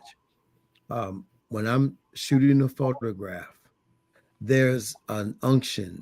It's visceral, something that I feel on the inside. Just goes poof. It's like poof. I can just feel it. It's visceral. And I will call it a money shot. And so you see me on Instagram, it's called money shots. When I get a visceral feeling, sometimes I see the shot before it comes. And after I capture it, it's just a connection and it's just an ignition. It's just, whoosh, I can just feel it like, oh yeah. And then I look at it and I know it's right. It's a part of the gift. Great. You just mentioned, I know the listeners, they probably just want to get to the end. So I'm not going to wait to the end for you to tell us, how do we find you on Instagram? So while we're listening to the rest of the interview, we can be going through those pictures and feeling everything you're talking about, your Instagram handle. Yes. That's a money shots, and it's money_shots, and it's CHOTS. That's on Instagram. Nice. Well, thank you. Let's get on to the next question. I'm sure the listeners are there and they're going to be scrolling through while they savor every moment. Okay, so we're talking about what you're doing, but one of the key things in whatever we're doing is that ability to be able to continue on, to be able to persevere and not let the fire go out. So that's Sarah, what keeps you inspired and what keeps your creativity flowing in your work? People. People. It's just that simple. I have a love for people. I love to connect with people. I love to have a conversation. I love to share energy. When I speak to people, and just like now, I'm charged. I get charged. But before we came on, I was like, oh man, I wish they heard him call me. But when I get out here and I talk to people, I connect with people, that's my energy. I'm looking forward to that. I'm looking forward to connecting with people, to listen, to share, and my gift with them. I love that. And so that's what keeps me going. And as long as we got people, I'm charged. Amazing. Okay, so I tell you, I love photography. My next question, I always have my camera nearby. So my next question would be is like, what is your favorite camera gear? What's your go-to? Oh, I see you got a Nikon there. Now, Yes, first I of do. all, that's a good picture. That's a cool pics. It right? is. Yes, it That's a is. cool pic. Now, first of all, I am a gadget nerd. I love gadgets. So I'm going to tell you, I work with Canon. Canon is one that I use for jobs. And this is a Canon. This camera here I use pretty much for webcam and so on and so forth. It's very small, but it's a full frame. It gives rich colors and everything. But let me tell you, I use Canon personally because it's very reliable. For me, one time I dropped the camera maybe 5 or 6 feet out of my bag, boom, and I just picked that Canon up and just start shooting. I'm not gonna knock any other brands, but there was another brand. I was on a very, very important shoot, and it just failed. One of the lenses just stopped working, and the lens wouldn't work on manual. I was done. Canon never failed me. And then I used Fuji. And if I was going to say anything, Fuji is my side piece. I flirt with Fuji. They're small, compact, light, and the colors are just fabulous. So I got small Fujis, big Fujis, a medium format in Fujis, and it's a passion thing. But if I got to work, I'm so used to Canon. They're easy for me. The menus are easy, and they're very, very reliable. Fuji is good. And now I'm flirting with a Lumix. I took it to Africa. By the way, I just came back from Togo, Africa, with Dr. Miles. He was just here the other day. And I went to Africa, and it was part of a documentary with some videographers Dr. Miles had there. And we just had a ball. Amazing. We had a ball. I flew a drone. Listen, I got to fly a drone over that Ivory Coast. Man, I had a ball. By the way, I fly drones. Well, you're going to definitely make me consider my cameras because I think I'm due for a new camera. I've had this maybe 3-4 years. Oh yeah. Technology. It makes it so easy. It's so easy. Grab that camera. Don't worry about anything. Just shoot and have fun. Exactly. So for someone who might be thinking to go into the photography business, or someone who might already be a photographer, the business owners that are listening, break down for us what's your ritual, like your pre-shoot ritual. How do you prepare to make sure that this is a success? I have a military background. That can be good or bad. But one of the mottos and one of the units I was stationed is never unprepared. You got to always have at least 2 cameras. And when you take professional photos and when you're hired, you better have a camera with 2 card slots. You need redundancy. These are my pet peeves. You'll never see me working without a camera with 2 cards, at least 2 cameras, and maybe even another one. But I'm never going to be without And now when I use lenses, I try to use lenses that are somewhat interchangeable. If I'm at a concert, if one of my cameras, God forbid, were to ever fail, I got another camera by my side. Now, I usually shoot wide and I shoot long, but I have a lens that shoots right in the middle. I can make it work in a pinch, or have a nifty 50. So if you get in the jam, you can get it done. So make sure your batteries are charged and you got backup batteries. The worst thing and know your batteries. You got to know your batteries, because after a while they get old and they get weak. Know your batteries. So have fresh batteries with you. Know the shoot. And what I mean by that, if I'm doing a corporate headshot event, and I know I got a lot of people that's got to go in and out real fast, you have to think through it and set everything up and use it at home before you go. Make sure you have no surprises. And you always pack. If you can start packing a week ahead of that event, start packing. Wow. If you need a list, do it, but set everything up and go through every scenario and figure out a way to have a backup if any part fails. That's me all day. I am very meticulous. Sometimes I overpack. Sometimes I got an extra bag in my vehicle where I can just pack it up, grab another bag, and shoot out of that bag. But I'm never going to be unprepared. Amazing. Well, with my little group that I teach kids public speaking. One of our mantras that we say at the end of every class, it's the 5 P's. It says proper preparation prevents poor performance. So I believe that you have that down pat.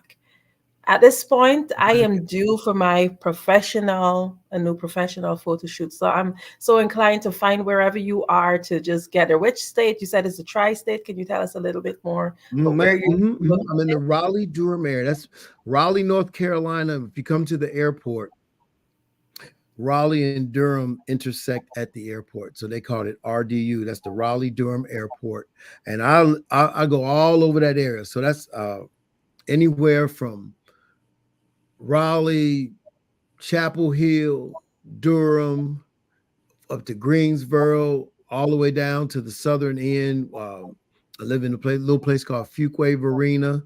So if you're in that triangle area, look me up, give me a call. I'll make sure you're looking good. I can come to you. I can find a spot. I'll make you look good in almost any kind of environment. So I love it. And I'll be glad to take you on, and we'll make sure you're looking good, especially for what you do. You got to be looking perfect. Everything's got to be right. So I try my best to make sure we do that. I have another question that came to mind. How far do you fly out in cases where people can't get to you? I've flown as far as Africa. And so when we negotiate what it will take, I've had shoots in California. I've had Texas, all in this region. I've shot all up in the region, Virginia, Florida. It just depends on what it wants. It doesn't matter. We work it out. We'll come and we'll do it. The price is right. Photography, that takes me I travel a lot with architectural photography with large groups, but invite me, we'll work it out. We'll be there. Yes, I get that. So we're going to go a little bit into technology because we cannot get away from it. Just enlighten us on the tech side of things. How does technology play a part in bringing your photographic visions to life? Wow. Technology is everything. And I like to think I'm a very resourceful person. So we've all heard about AI. AI is all over photography now. And I like it personally. I do. I like AI. I love AI. There are many facets to artificial intelligence. To me, it's just like the internet. I'm sure there's some good and there's some bad. It's how you use it. But I enjoy using AI for editing. So when it comes down to editing photos, the technological advances are happening weekly. There are, I'm looking right now for editing software where for me to do touch-ups might have taken much as an hour or 45 minutes. With AI now, it can be done in 2 minutes. Wow. Or less. And I'm shopping right now. I'm just now I'm going through checking out who does what.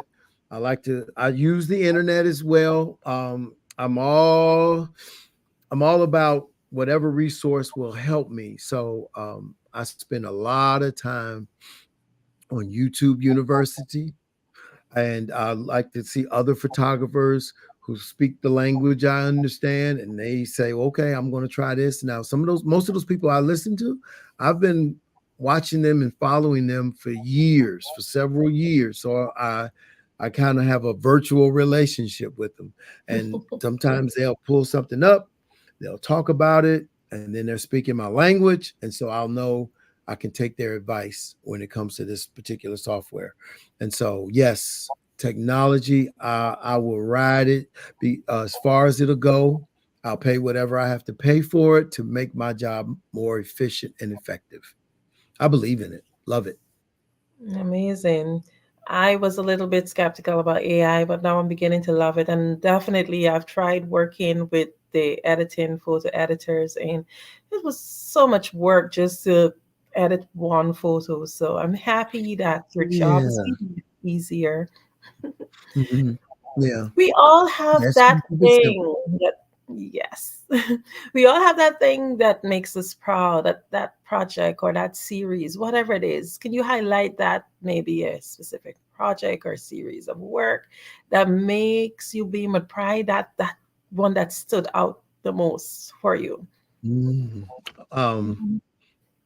one that really, really surprised me, I was working in Durham, and as far as professional identity, it's a wonderful thing to be published.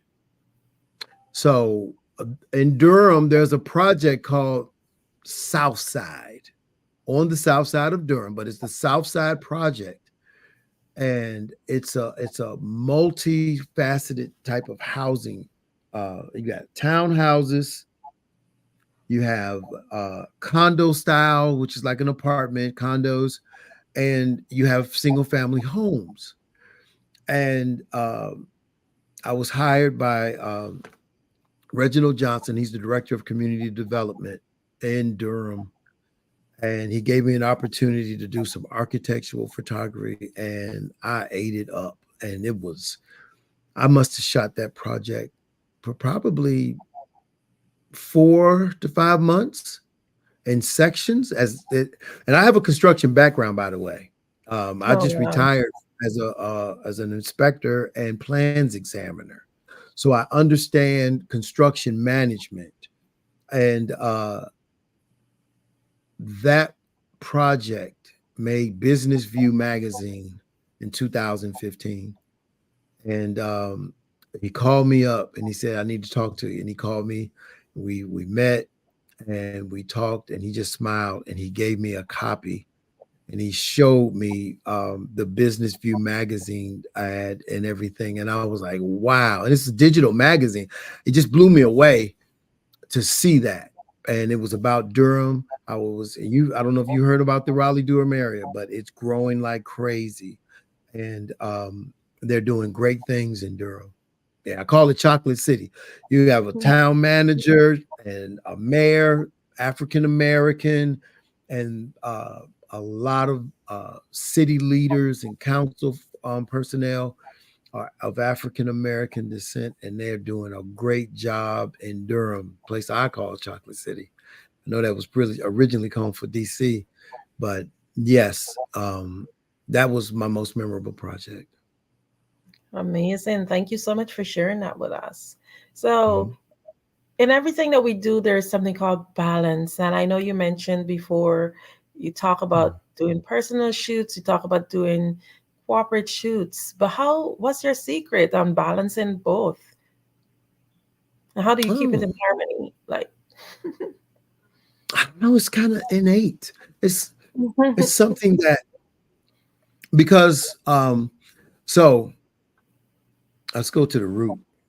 When I took my first beginner 1 photography class, the instructor, when he introduced himself, it went like this. He gave us his name. His name was Mike Dellerman. He said, there's no type or aspect of photography that I have not shot professionally. He said, I've shot Major League Baseball. I shot for the Indianapolis 500. He said, I've made, I think he had 6 safaris in Africa. He's got awards in fine art photography. So I got, wow, he's got sports, he's got this, he's got that. And he said, photography is everything to me. And he says, I never put up borders or barriers. He said, I just, and take it all in. And when he said that, I said, that's me. And so the way I interact with all types of people, naturally, I don't care who they are. I deal with people as people. I deal with photography as photography. I inhale it. And so, and I accept it as a challenge, a creative challenge. So the same energy in that concert, it's the same energy shooting those architectural structures. It's the same energy. I'm loving it. And when I'm dealing with people, I'm interacting one-on-one. That's the primary thing. But I can go from a building, stagnant object, all the way to interacting, doing headshots and talking people through it. I'm going to say this, if you will, if we got time. How are we doing on time?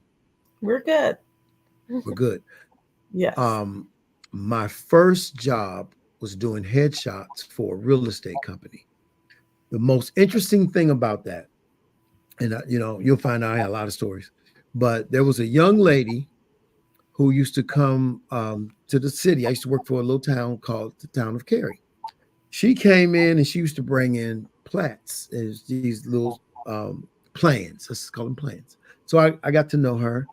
She changed jobs and she went into real estate. She called me one time and she said, I need a headshot real bad. And it was during the recession. And she said, I don't have any money, Chuck. I'm going to tell you straight up. She said, but I need a headshot to start this job. I said, girl, I got you. Don't worry about it. So we did the headshot. And she said, when I get in, I'm going to tell everybody about you. I'm going to blow you up. She got in. They hired her. They kept her. She did well. She called me up. They said, we're going to give you a chance. And I said, I'll tell you what. I'll do samples. If you don't like them, don't call me back. If you do, let's work. Got in there and I did my thing. And I love that situation because she needed help. And that's what I do. I love people. I don't care. I don't care. I'll do it. If you tell me you need help, I'll do anything to make you successful. And that was my first gig. They offered me a full-time. I couldn't take it because I was working full-time, but I would go there once a week on the weekends and I would shoot everybody I could shoot. But that's how I cut. That's how I got started. And it was out of loving people, helping people, reaching out to people. And I made so many relationships in there. So many good relationships. Amazing. I love that. Absolutely love that. So let's reflect on the most rewarding aspect of your career. Like what moments or achievement has made every single thing worthwhile? Let me tell you something. I went to Africa. And I went to the country of Togo. And we also went to Ghana. I had an opportunity to record our people in their natural habitat, state of living, the way they do everything. I got to see it. I got to record it. I got to feel it. We went to Ghana, to the Cape Castle where all the slavery was. Now listen, if you haven't been, anybody haven't been to Ghana, you need to go to Ghana, West Africa. If you get a chance, you've got to go to the Cape Castle where they kept the slaves. They got my attention in such a way is when the man said, look, when he said, look down, this is not asphalt. The ground was black. And he said, this is fecal matter, urine, and menstrual cycle fluids. And I was like, whoa. He said, that's what you're standing on. This is where they were held, and this is where everything. And it went down. And then they showed a place where they called the room of no return. I got pictures of that. Took pictures every which way I could. Every skill of low light photography, all the skills of architectural, and then the passion that I carried with photography, they were all intertwined and working naturally, just going with it. I was uninhibited, but I was highly, highly moved. I was moved deeply. That's what I would say, moved deeply. And I was highly motivated to capture everything. And my emotions were just spinning and turning, spinning and turning, spinning and turning, spinning and turning. I've never experienced that in any other type of photography. Wow. Never. It was all in one. And I knew that the gift of photography that I had, God gave it to me straight. Just boom. He gave me that. And passion drives me. And I think that that's what makes my business go. Day in and day out. I never stop believing. No matter what I feel, I can go out and do photography. And the gift cuts on. It never shuts off. It's never hindered. Now, there could be weight from different things going on, but that photography gift, it's going to work. Wow. I know that came from God. It works. It works because it's alive. It's alive. It is. It's alive. They say that a picture tells 1,000 words, and I know you've taken more than 1,000 pictures, and I can tell one thing I can tell you besides photography, you're also a great orator and a storyteller, and that's also a gift because the way you've been able to just tell us or paint that picture of what you do, it's really, really, really encouraging. And I'm sure we all want to fly and get to you for you to just capture us in that image. But we're just about at that time where we're closing up. So with that, can you tell the audience how can they get hold of you? Yes, real easy.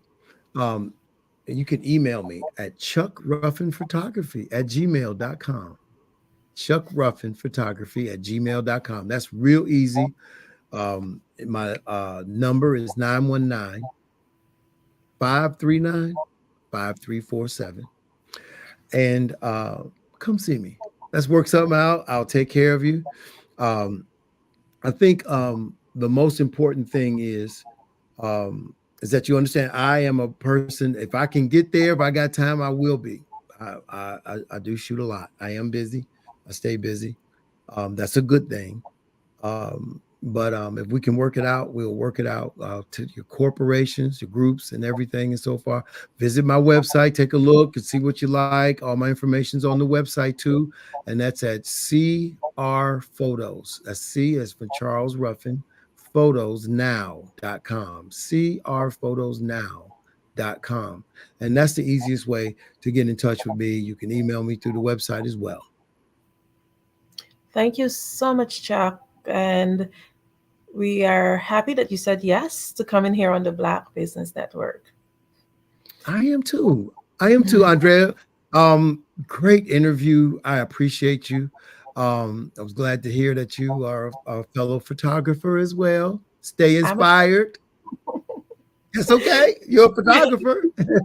Oh, yes. Be a photographer. Be a photographer. Be inspired. Thank you so much. Appreciate your time, taking time out. And it's been great talking with you and sharing with you Thank you for your compliments. And you say you are a teacher of creative speech.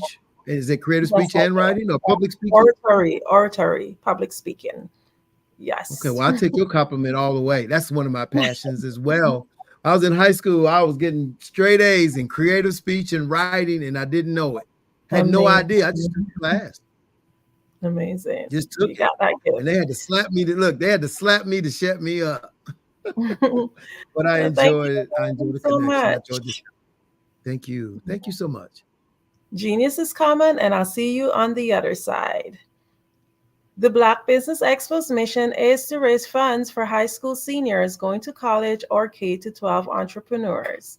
This expo is a fundraiser for students. You may go to www.blackbusinessexpousa.com to donate to the scholarship fund, or use the Cash App that's BBX USA. Our goal is to give laptops and up to $5,000 to 10 students. Students can register online at www.blackbusinessexpousa.com.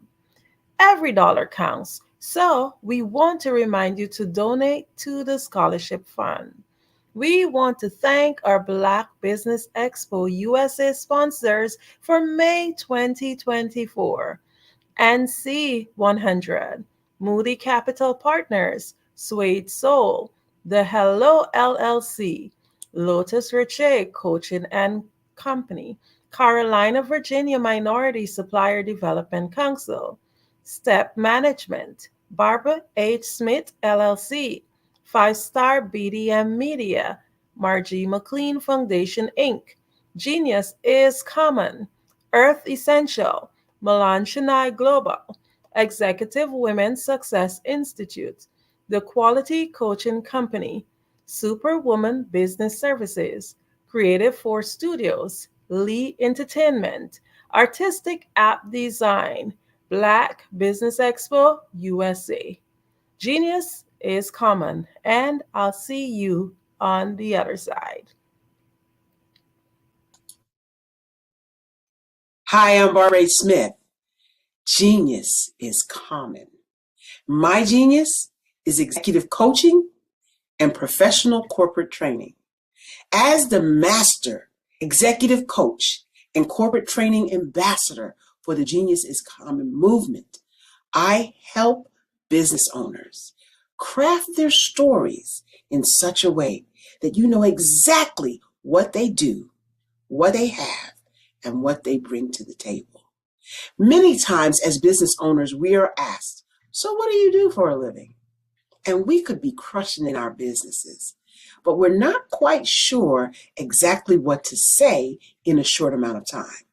Well, I help you take those stories that are the reason why you're in business and why you're so passionate about your business and craft them in such a way that people are drawn to you as opposed to being repelled by you. Because every conversation, every time you talk to someone about your business, you are excited about it. But are you really conveying what you do, what you have, and what you bring to the table? And do really people understand why you care so much and why they should care that you have the solution to their problem? Well, I'm here to help you with that. As a master storyteller, I can help you with your stories and spin them in such a way that they are intriguing and fascinating. People want to listen to you talk about your business. That's why at the Genius is Common movement, I am the master executive coach and professional training ambassador. That's my genius. And genius? Oh yeah, it's common.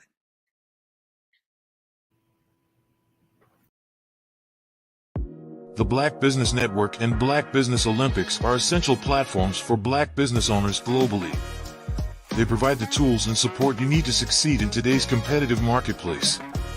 Join us today as we collaborate together with businesses from around the world to support our children, students, and young future entrepreneurs, Black businesses, and corporations. We raise funds for students going to college and young entrepreneurs who are aspiring to be business owners, and we invite you to be a contributor today. Visit the website www.blackbusinessexpousa.com to connect with and learn more about how the Black Business Network and Black Business Olympics can help you not only share your amazing business story to businesses, but also serve future generations. Hello, my name is David Jones, CEO and co-founder of the Hello LLC, where we help businesses build a culture, brand and experience, and leverage technology to pivot into Web3. Join the Black Business Network streaming live into Roku, Metaverse, STEM City, Black Multiverse Enterprises, Hulu, YouTube, iHeartRadio, Apple, Facebook, LinkedIn, Spotify, Twitch, and Google Podcasts. Tune in, turn on, and let's thrive.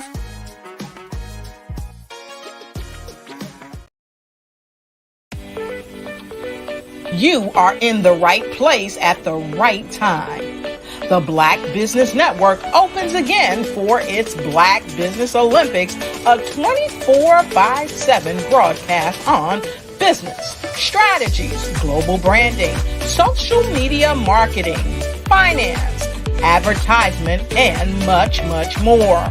Featuring the top, most powerful entrepreneurs and speakers and thought leaders from all around the world as they gather together for this phenomenal event. Join the Black Business Network streaming live into the metaverse.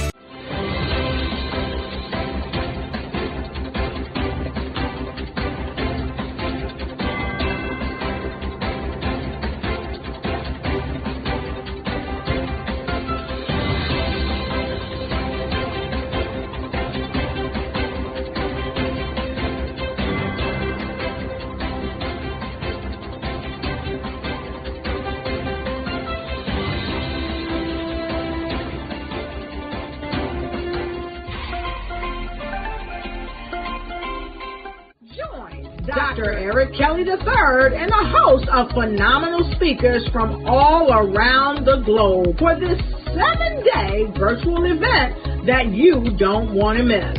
The mission of the Black Business Expo is to raise scholarship money from kids all the way from high school, all the way from college. The Black Business Olympics is one of the largest Black business showcases in the world. It is an opportunity for businesses and companies to showcase their businesses globally. We are going to be giving away laptops up to $5,000 away to students.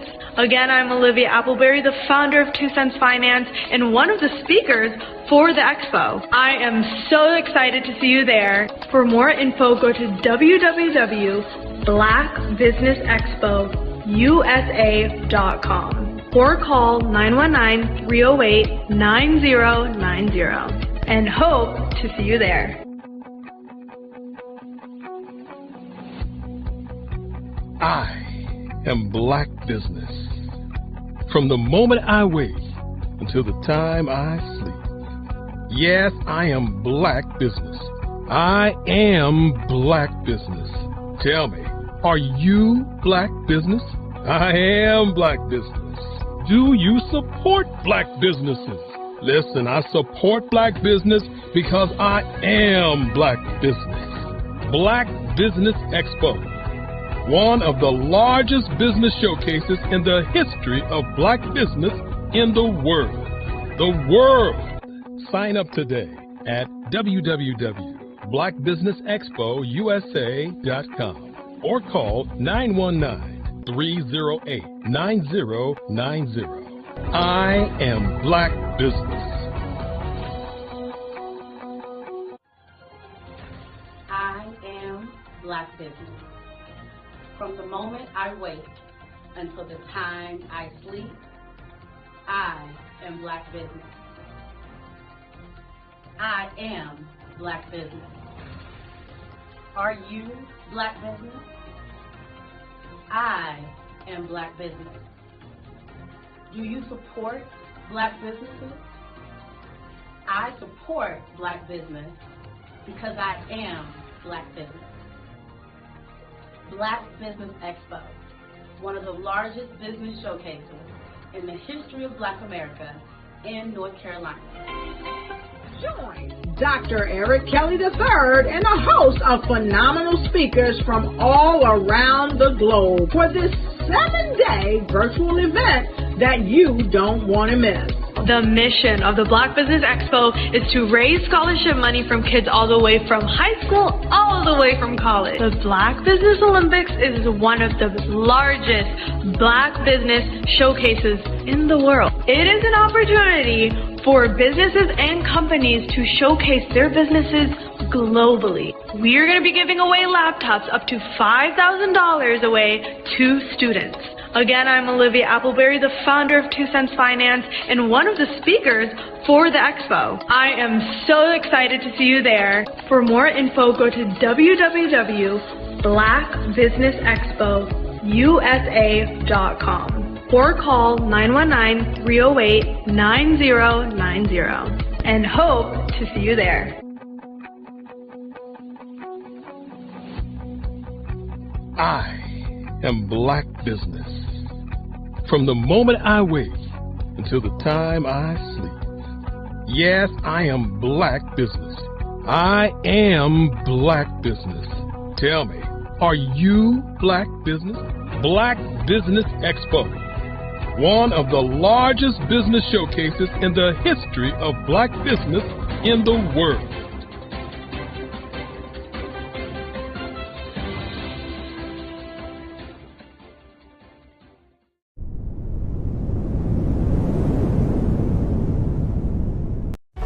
Cashflow 5-10-10-75. I use the Cashflow app to keep track of my charities. Cashflow 5-10-10-75 helps you manage expenses, helps keep track of charitable giving, helps you save your money. Cashflow 5-10-10-75. Download it today. Cashflow 5-10-10-75 would like to wish the Cyber Bears good luck in this year's first robotics competition.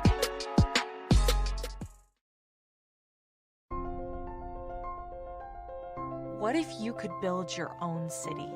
A place where every child can find nurturing people to help them achieve their full potential.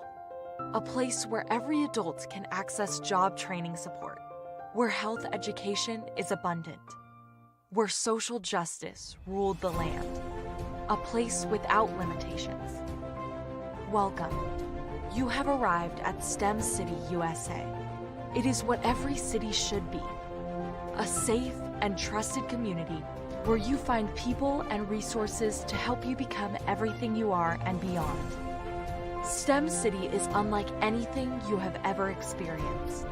It is a digital twin of the world around you, only better. STEM City is about energy and soul renewal. It is more than a digital world. You can almost feel the power of live cultural events, music, and theater.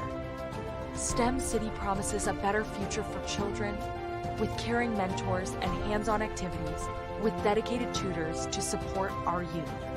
STEM City is your passport to a healthy lifestyle with weekly events addressing our community's many issues.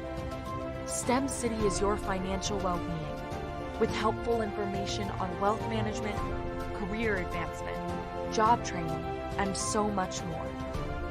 STEM City is the community you deserve. It is the city where your dreams can come true. STEM City USA, a place in the sky that is accessible to all who reach for the stars.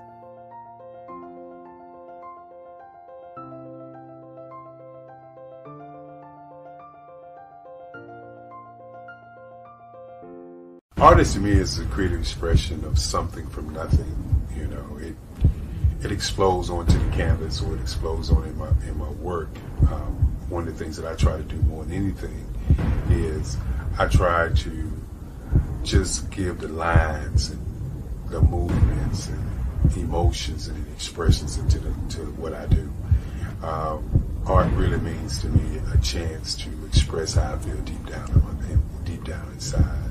Most of my art begins as a thought that I might have, you know, whether it's sports, whether it's history, whether it's a woman or a man. It pretty much starts as an idea of thought before I get into the the actual image of what I'm going to draw. I do a lot of historical pieces. I was a history minor in college, and I love to do history pieces.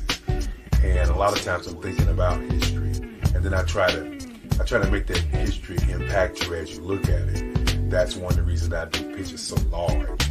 People ask me, why do I do the pictures so big? And I tell them, I want the piece to impact them as they're looking at it, to kind of dominate them, to dominate their space. And most of my pieces I try to do off page. I don't try to do anything that's going to be in those four corners or in a square. And I want your imagination to be a part of the piece that you're looking at.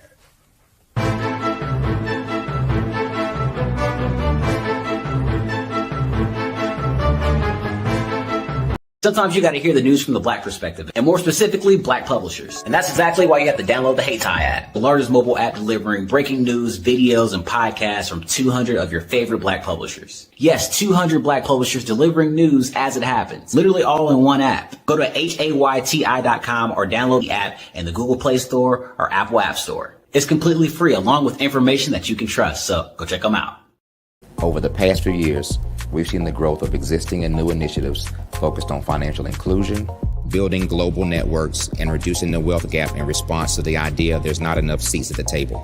Whether their outcomes are to increase the representation of Black executives on corporate boards, ensure an inclusive global economy, or to create new U.S. African commercial pathways, the strategies are often carried out by separate programs. The question is, should they be? With the continent of Africa being home to more than half of the world's fastest growing economies, the youngest workforce, over 400 companies generating more than $1 billion annually, 700 generating more than $500 million annually that are poised for growth, and being the destination of nearly $5 billion in venture capital in 2021.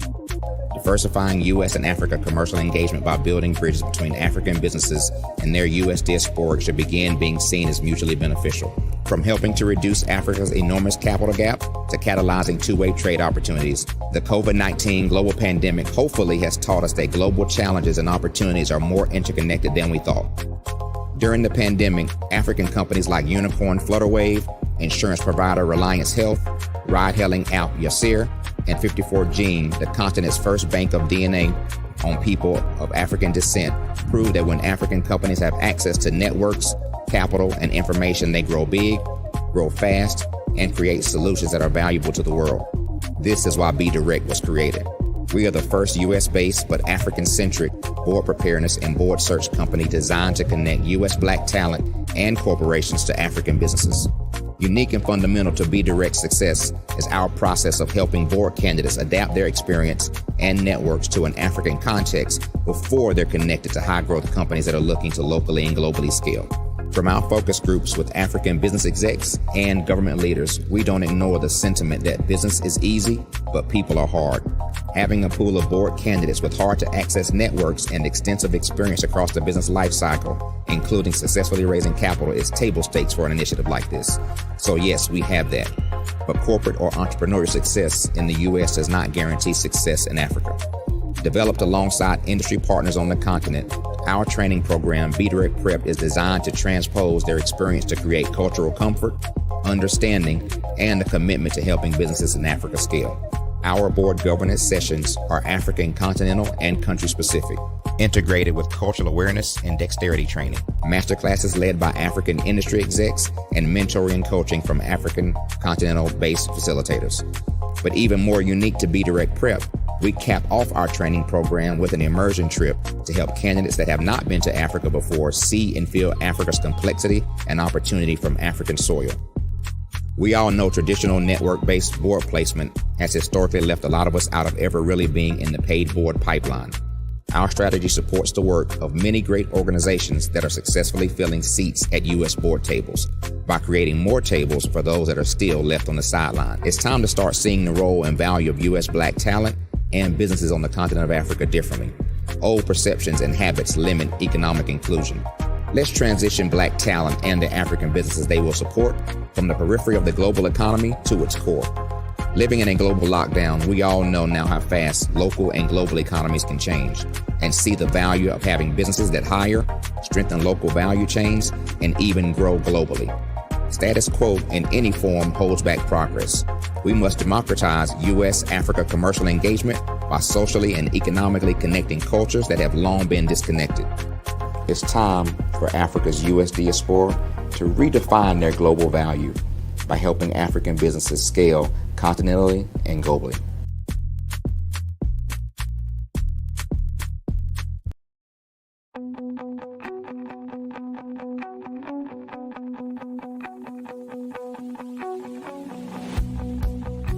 I am Black business.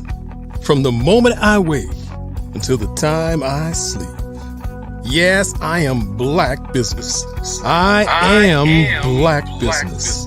Tell me, are you Black business? I am Black business. Do you support Black businesses? Listen, I support Black business because I am Black business. Black Business Expo, one of the largest business showcases in the history of Black business in the world. The world.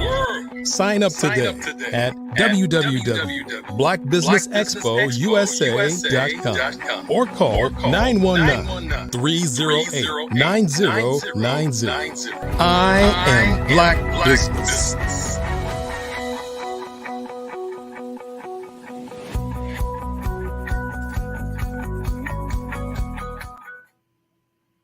Good morning, business owners, entrepreneurs, thought leaders, and corporations. Welcome to the Black Business Network.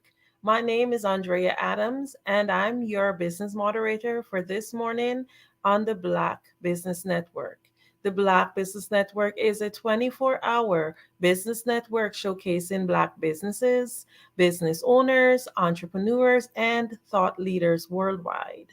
We have speakers from North Carolina, London, Singapore, Africa, Japan, and cities all over the United States. The Black Business Network is a global community, sharing its business knowledge to empower, inspire, and educate businesses about business. Our next speaker is none other than Leah White. Leah was born and raised in Charlotte, North Carolina, and attended Brisbane Academy. She spent her college years abroad in Milan, Italy, and London, England, where she traveled to 36 countries. She got her bachelor's from UNCC in International Public Relations. She has worked in education for 8 years. She is community servant, and she loves to help and uplift her community. She's also a screenplay writer and enjoys writing in her free time. Her organization is IVOW. IVOW is a mentorship program that will meet once a month. In that month, every week, they meet virtually for check-ins and assessments of their character and their goals. In the monthly meeting, they have a guest speaker where they discuss their career path, perseverance, and how they find purpose. IVOW will offer classes, seminars, tutoring sessions for scholars in the local community. Parents will be able to sign up for classes as well on their website. They're currently in the process of creating a professional website with a list of professionals who are willing to mentor or to speak to the youth about success and triumphs. IVOW represents 5 vowels. I is inspiring, and A is achieving or acknowledging, E is empowerment, O overcoming, and U understanding. It is more than my pleasure to introduce to you all Leah White. Hi, Leah. Thank you so much for gracing us with your presence on the Black Business Network. This morning, we're going to be having a fireside chat. But before we go into that chat, I'm going to give you a few minutes to just tell us a little bit about your organization. So the organization is called IVOW. Thank you for the lovely introduction. And so like you stated earlier, it goes off the 5 vowels. A is for achieving and acknowledging. E is for excelling and empowering. I is for inspiring. O is for overcoming, and U is for understanding. And I chose these principles to kind of set a precedent for, I want the children to know that they have to have action words. We live in a day and age now where I feel like a lot of kids see things instantly. They're raised in Amazon Prime without commercials. So I wanted them to really understand you still have to put in work to get results. Things aren't just instantly going to come to you. And that is the purpose of the organization, so they can find their purpose. Working in education for a really long time and seeing how children grow up and how things are just changing every day. I really want there to be a program that allows them to learn and flourish and grow without losing like those core values. So it will start with meeting once a month. Eventually, I want to make it an international program. I want South African kids to be able to come to North Carolina. I want North Carolina kids to be able to go to Portugal. I want African American children to be able to travel the world. When I went abroad, I was 19, and it completely changed my life and even the perspective of how Black people were viewed. And I tell everyone, when you travel outside the country as an African American, there is a sense of pride that you have to have, because all they see is what they hear about on reality TV or in social media, things like that. So my program has the hopes of, or will be an international program, but starting out, the organization will meet once a month in Charlotte, North Carolina, with the weekly virtual assessments and just the check-ins, because the children need that. So.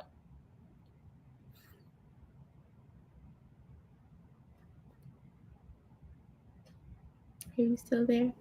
Absolutely amazing, Leah. Thank you so much. Can you share with us a little bit what actually inspired you to do this?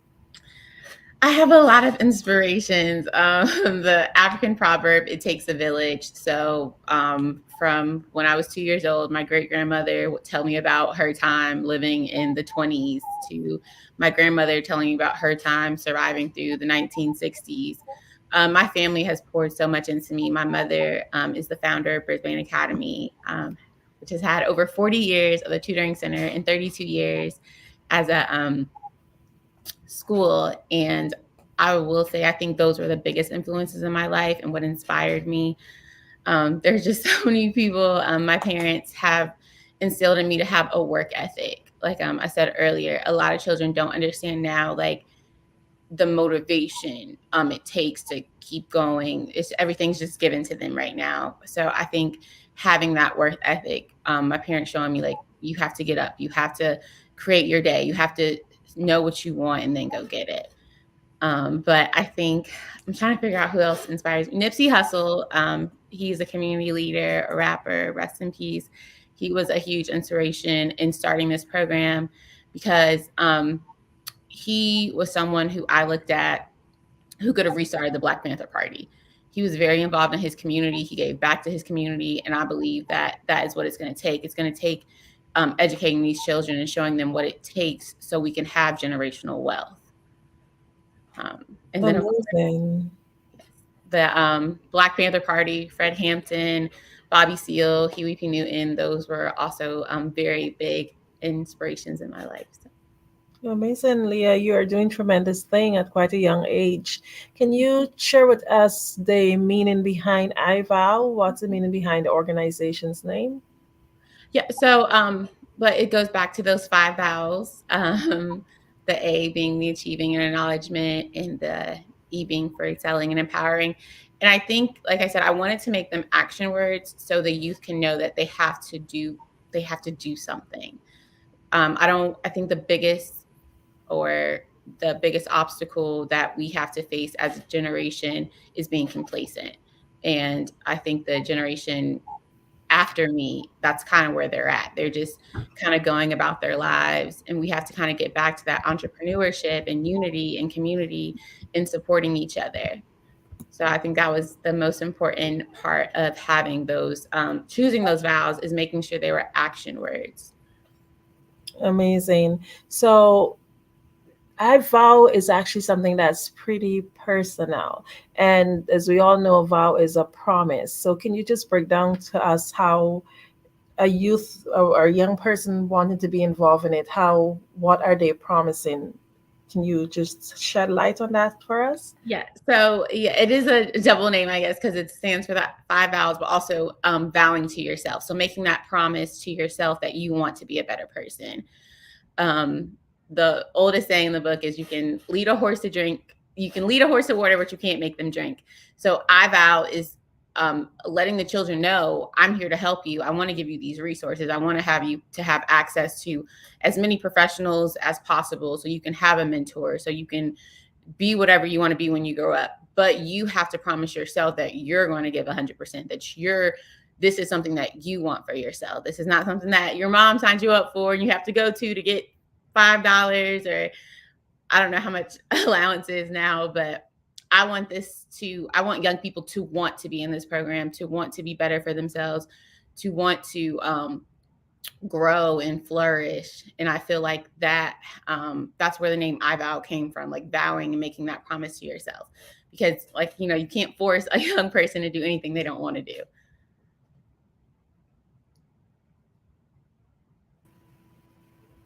Thank you so much for that information, Leah. I know that vows are pretty much a secret thing. So just tell us a little bit about you. What actually motivates you? What motivates me? My community, being born and raised in Charlotte and having the opportunity to study abroad, I really wanted other children to be able to experience the same thing. I wanted children to be able to go to Romania and Bulgaria and Poland and see the world. I don't want young children, especially young Black children, thinking that they're not good enough. And I think that's what motivates me, is knowing that there are children out there who are consistently talked down to, or they don't have that support system. I go back to my village all the time. I had the privilege of having my great grandmother, my grandmothers, everyone in my family kind of poured into me, and every Black household doesn't have that. So what motivates me is knowing that I'm able to reach out to my community and I'm able to inspire them. So I think that would be in my village. I want to be able to make people proud. I lost my brother 3 years ago, and I want him to look down on me and smile and know that I'm doing something positive for the community. I'm sorry to hear that. Okay, so can you tell us any obstacles that you're facing in terms of being able to launch or overall with your project? So the organization is a community-based organization. So those once a month meetings, we have a professional speaker come in and talk about their career path, their successes, their triumphs. So that is the only part I'm having a little bit of problems with, is kind of finding those resources and that network. So that's why I'm on things like this. If there's an architect or a lawyer or a photographer or anyone who feels like they are able to make a positive influence in a child's life, I would like them to reach out to me so I can start building this network so children have the resources and they can know that Black people do amazing things and we own our own businesses and we have our own clothing brands. So yeah, just building a network is probably the biggest obstacle. Okay. So when did you realize that this is something that you wanted to do?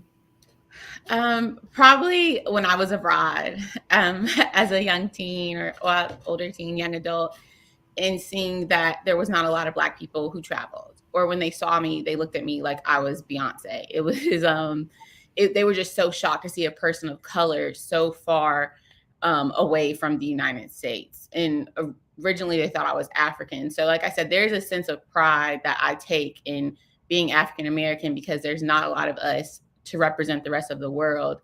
And I want to break that. I want us to be able to travel without looked at as if people are like, oh my God, they're an alien. So I think that's the biggest thing for me, what kind of started this organization. And I know you have to start from somewhere. That's why I want to start in Charlotte, North Carolina, but I do want to branch out to 37, 38, 40, 100 countries and have an international program where, you know, kids can come from countries in Africa to North Carolina, and kids in North Carolina can go to countries in Africa, and they can see how connected we are, but also the differences we have. Because the first time I went out of the country, I went to Johannesburg, South Africa, and that was an experience in itself. Seeing what they got to eat for lunch, seeing how far they had to walk, seeing just all the triumphs they had to go through just to go to school. And, you know, there's so much privilege African-American children have, and I really want them to be able to be grateful for what they do have, but also offer them the resources so they can continue to flourish and be great and serve our community as well. Amazing. Leah, you are doing the most amazing stuff. It's always great to pay it forward. Of course, the youth are tomorrow, so it's indeed a great investment into them. In closing, can you tell us how we can make contact with you? How can the audience make contact with you? So they can email me or call me, page me. My email is grad1122@gmail.com. And then my phone number is area code 704-258-9261. Amazing. Thank you so much for being here on the Black Business Network. Genius is common, and I'll see you on the other side. Thank you so much.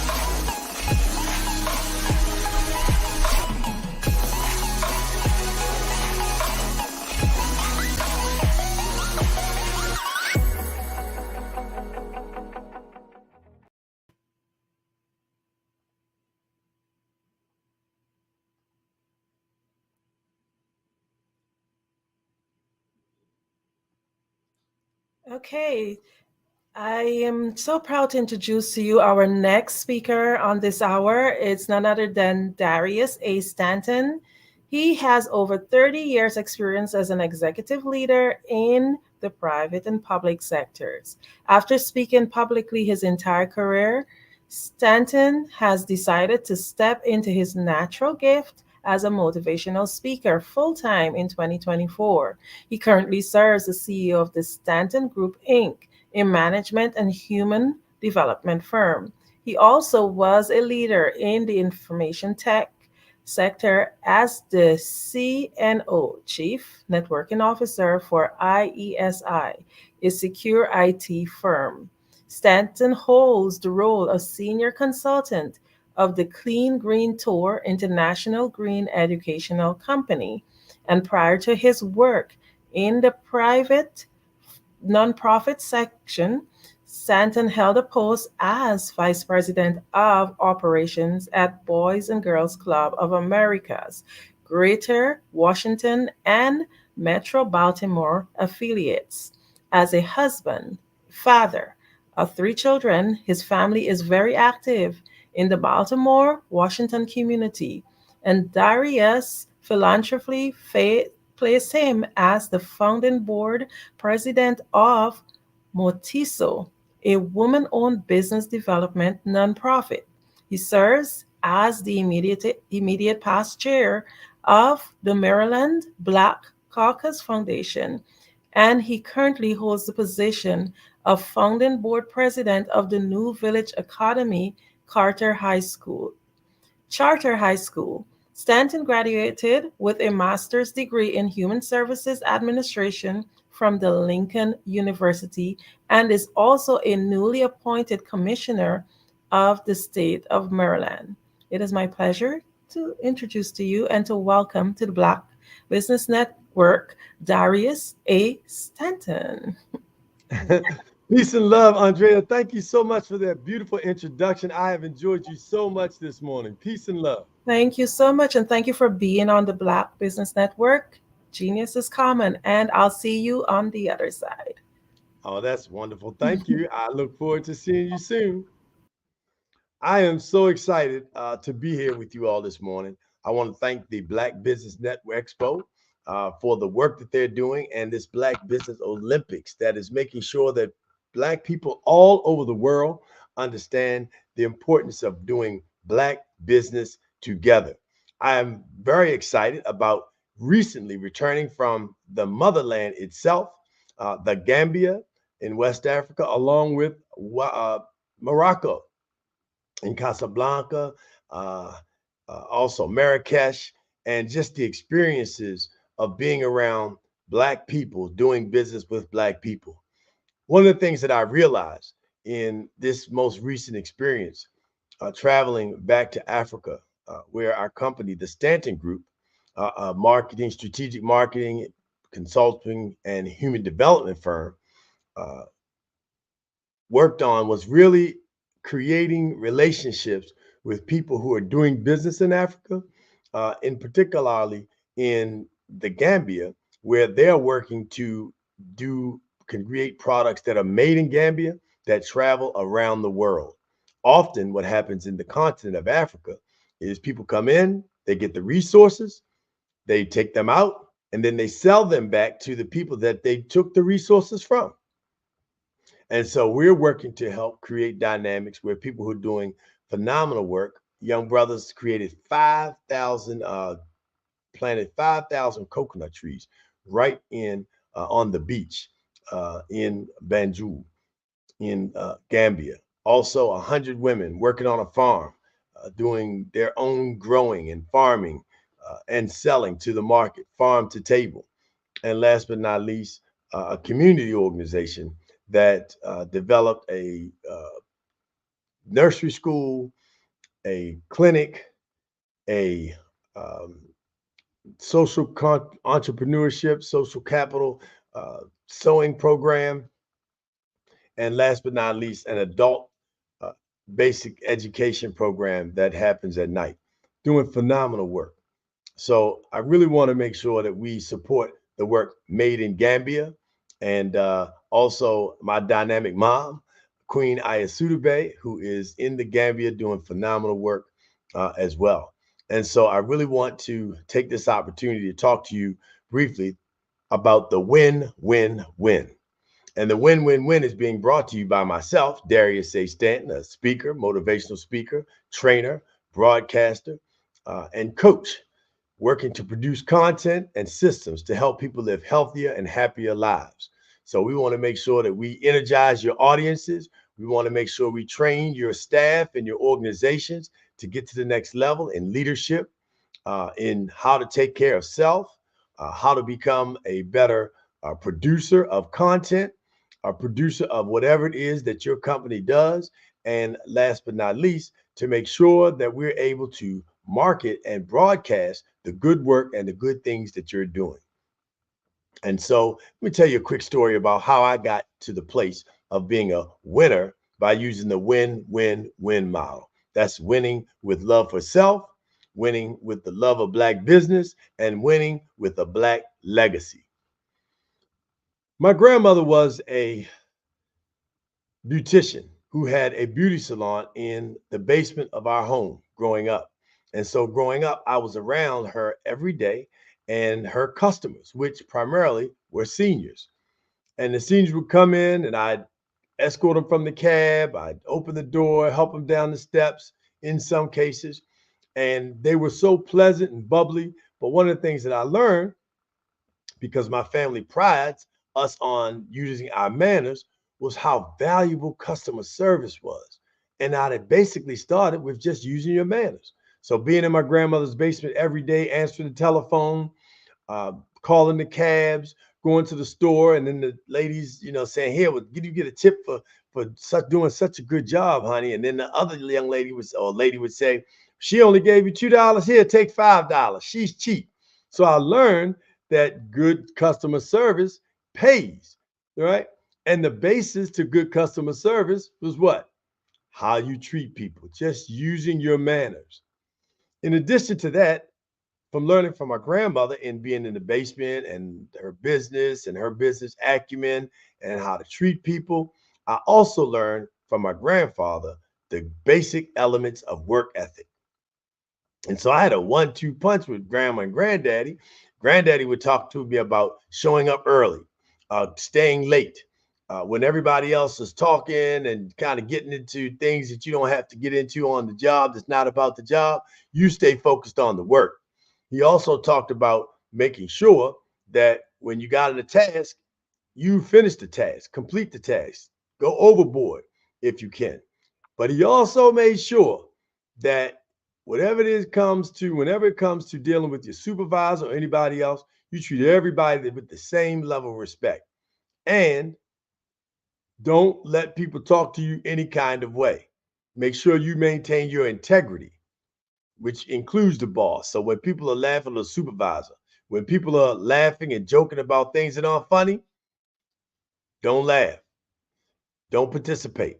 You stay focused on the work, and don't placate or kiss anybody's hindparts is the word that was used at that time. And so those are some of the valuable lessons that Granddaddy taught me, and so many more from a work ethic perspective. And last but not least, he taught me, basically, he was my public speaking coach. I'd stand up in church, I'd present, and he'd coming home on the way home, he'd say, look the camera in the eye, look the people in the eye when you're talking to them. Keep your hands still. Don't chew when you're talking. You know, just little tips that brought me to the point where now I'm able to coach other people on how to speak and present themselves. So I wanted to give you a little bit of background on how I got to the win-win-win with my family. And so thankfully that my own mother had the, gumption to really teach me how to think critically, right? How to think about the grassroots, the root cause of things. And so as a result of that, it really allows me to be able to analyze every situation, everything that comes across my desk. It's an automatic filter with a critical thinking lens, which just means that I'm listening to the root cause, that I'm paying attention and asking the key questions, that I'm looking for research and what's supporting what someone is saying or doing, what's the background behind it. And once I understand those things, at that point, I can start to connect the dots and start focusing on the solutions. So this is how the Stanton Group has come to a point where we've developed the win and the love for self, the win and love for Black business, and the win and love with your Black legacy. So now let's get into the first win. The first win is on the inside. The very first win is on the inside, and you have to be pumped up on the inside. So I'm all pumped up and ready to go, pumped up and ready to go. Win, win, win. All pumped up and ready to go, pumped up and ready to go. Win, win, win. All pumped up and ready to go, pumped up and ready to go. Win, win, win. You've got to be pumped up on the inside. You have got to feel good on the inside about yourself first. And the way you do that is self-care. Self-care is the most important. You must take care of yourself. So that means that you, first of all, have to eat right. You have to sleep right. And you have to make sure that you're breathing. Life and death starts with the breath. So every morning, midday, in the evening, at night before you go to bed, you should be participating in some form of breathing exercises.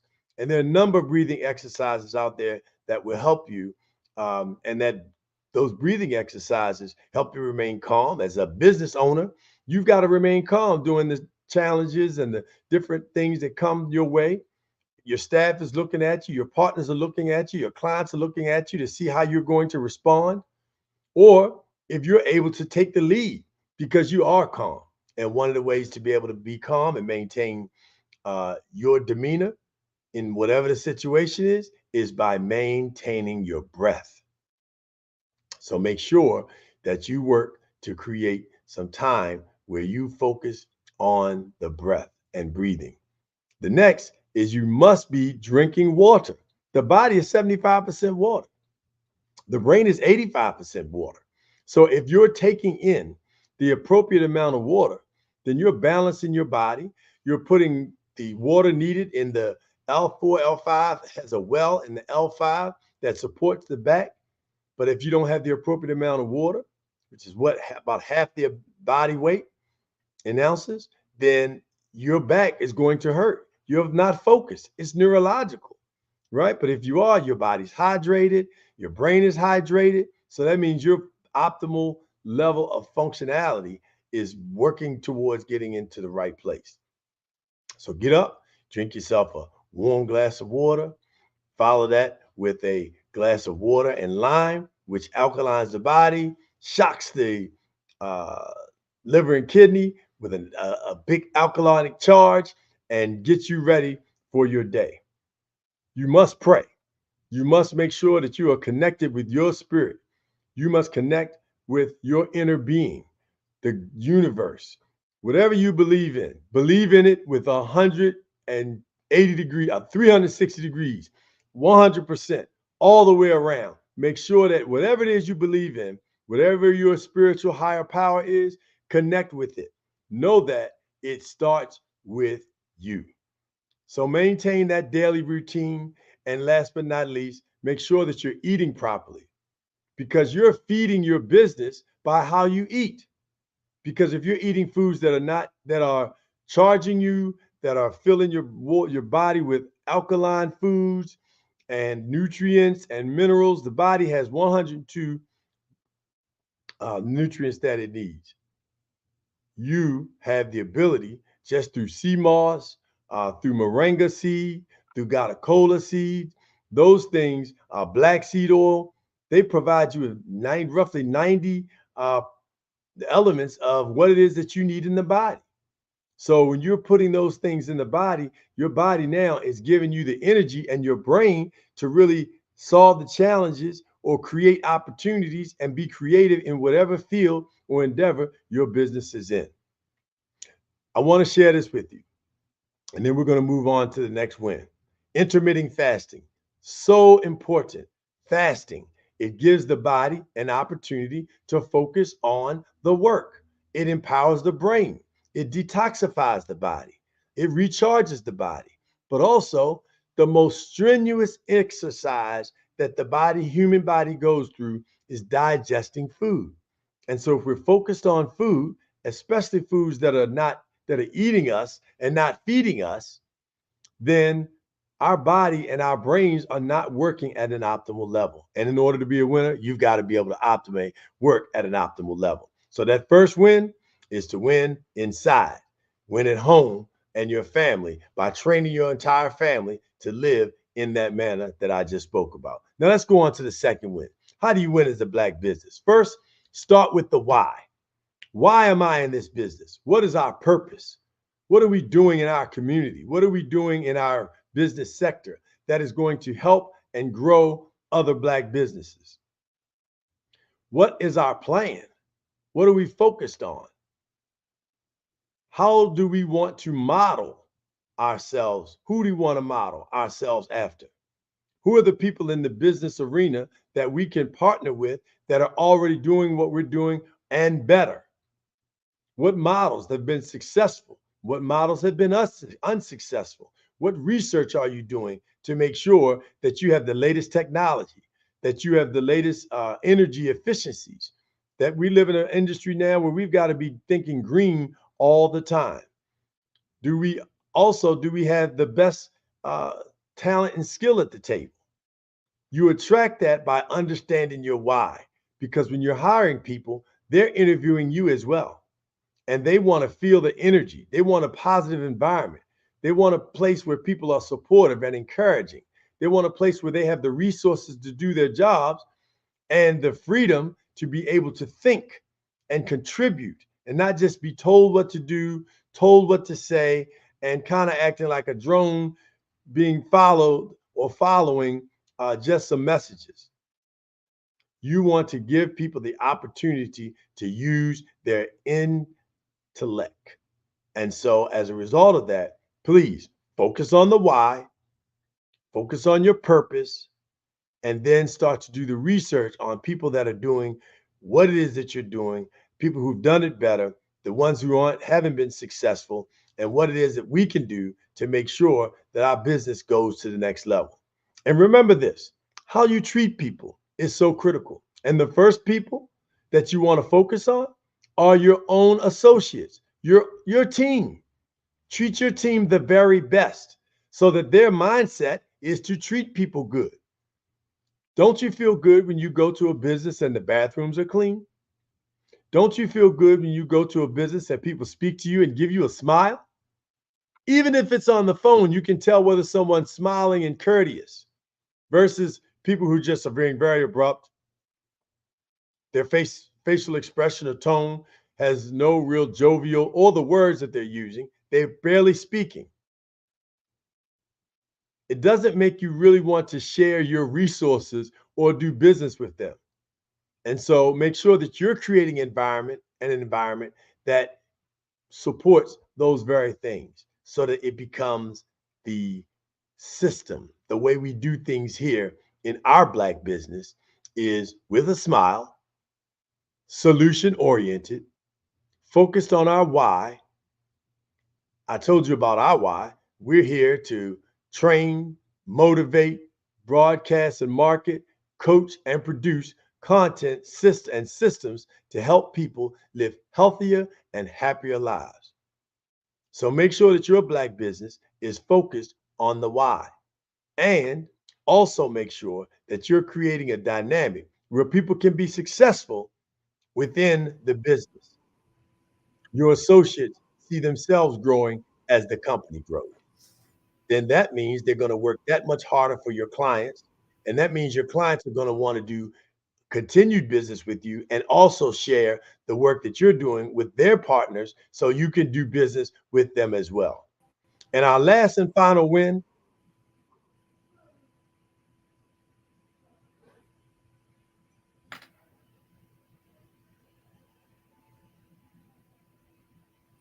Okay, thank you all so much. I want to say a special thank you to our keynote speaker. We had two wonderful speakers on this hour. And now we're just going to take a moment to thank the sponsors. The Black Business Expo's mission is to raise funds for high school seniors going to college or K-12 entrepreneurs. This expo is a fundraiser for students. You may go to www.blackbusinessexpousa.com to donate to the scholarship fund or use the Cash App, BBX USA. Our goal is to give laptops and up to $5,000 to 10 students. Students can register online at www.blackbusinessexpousa.com. Every dollar counts. So we want to remind you to donate to the scholarship fund. We want to thank our Black Business Expo USA sponsors for May 2024. NC100, Moody Capital Partners, Suede Soul, The Hello LLC, Lotus Rich, Coaching and Training, Carolina, Virginia Minority Supplier Development Council, Step Management, Barbara H. Smith LLC, 5-Star BDM Media, Margie McLean Foundation, Inc., Genius is Common, Earth Essentials, Milan Shania Global, Executive Women Success Institute, The Quality Coaching Company, Superwoman Business Services, Creative Force Studios, Lee Entertainment, Artistic App Design, The Black Business Expo USA, Genius is Common, and I'll see you on the other side.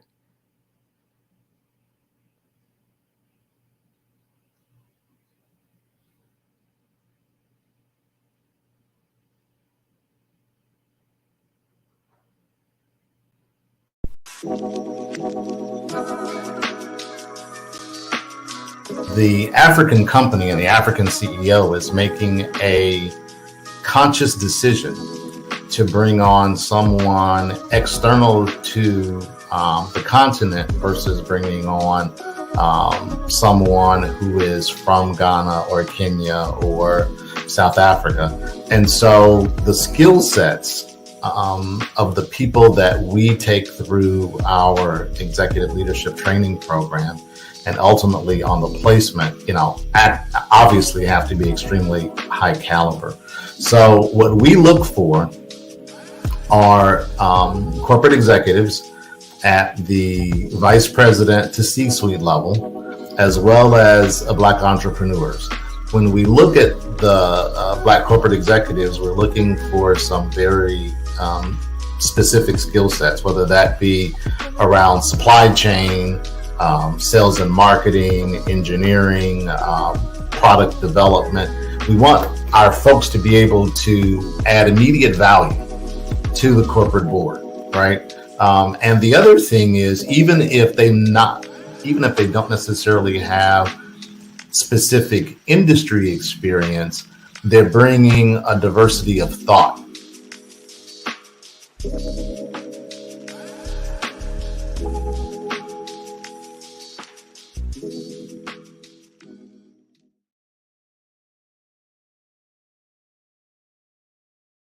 Sometimes you got to hear the news from the Black perspective, and more specifically, Black publishers. And that's exactly why you have to download the HeyTie app, the largest mobile app delivering breaking news, videos, and podcasts from 200 of your favorite Black publishers. Yes, 200 Black publishers delivering news as it happens, literally all in one app. Go to HAYTI.com or download the app in the Google Play Store or Apple App Store. It's completely free, along with information that you can trust, so go check them out.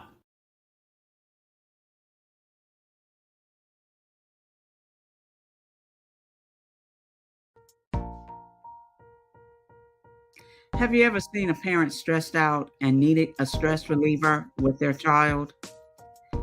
One morning I was coming out of a store and saw a mother and her 3 or 4-year-old son. She was highly upset, actually beginning to yell at him. However, the more upset she became, it seemed the calmer the child became. He sat down on the sidewalk, crisscross applesauce, folded his arms, and looked up at her with a smile.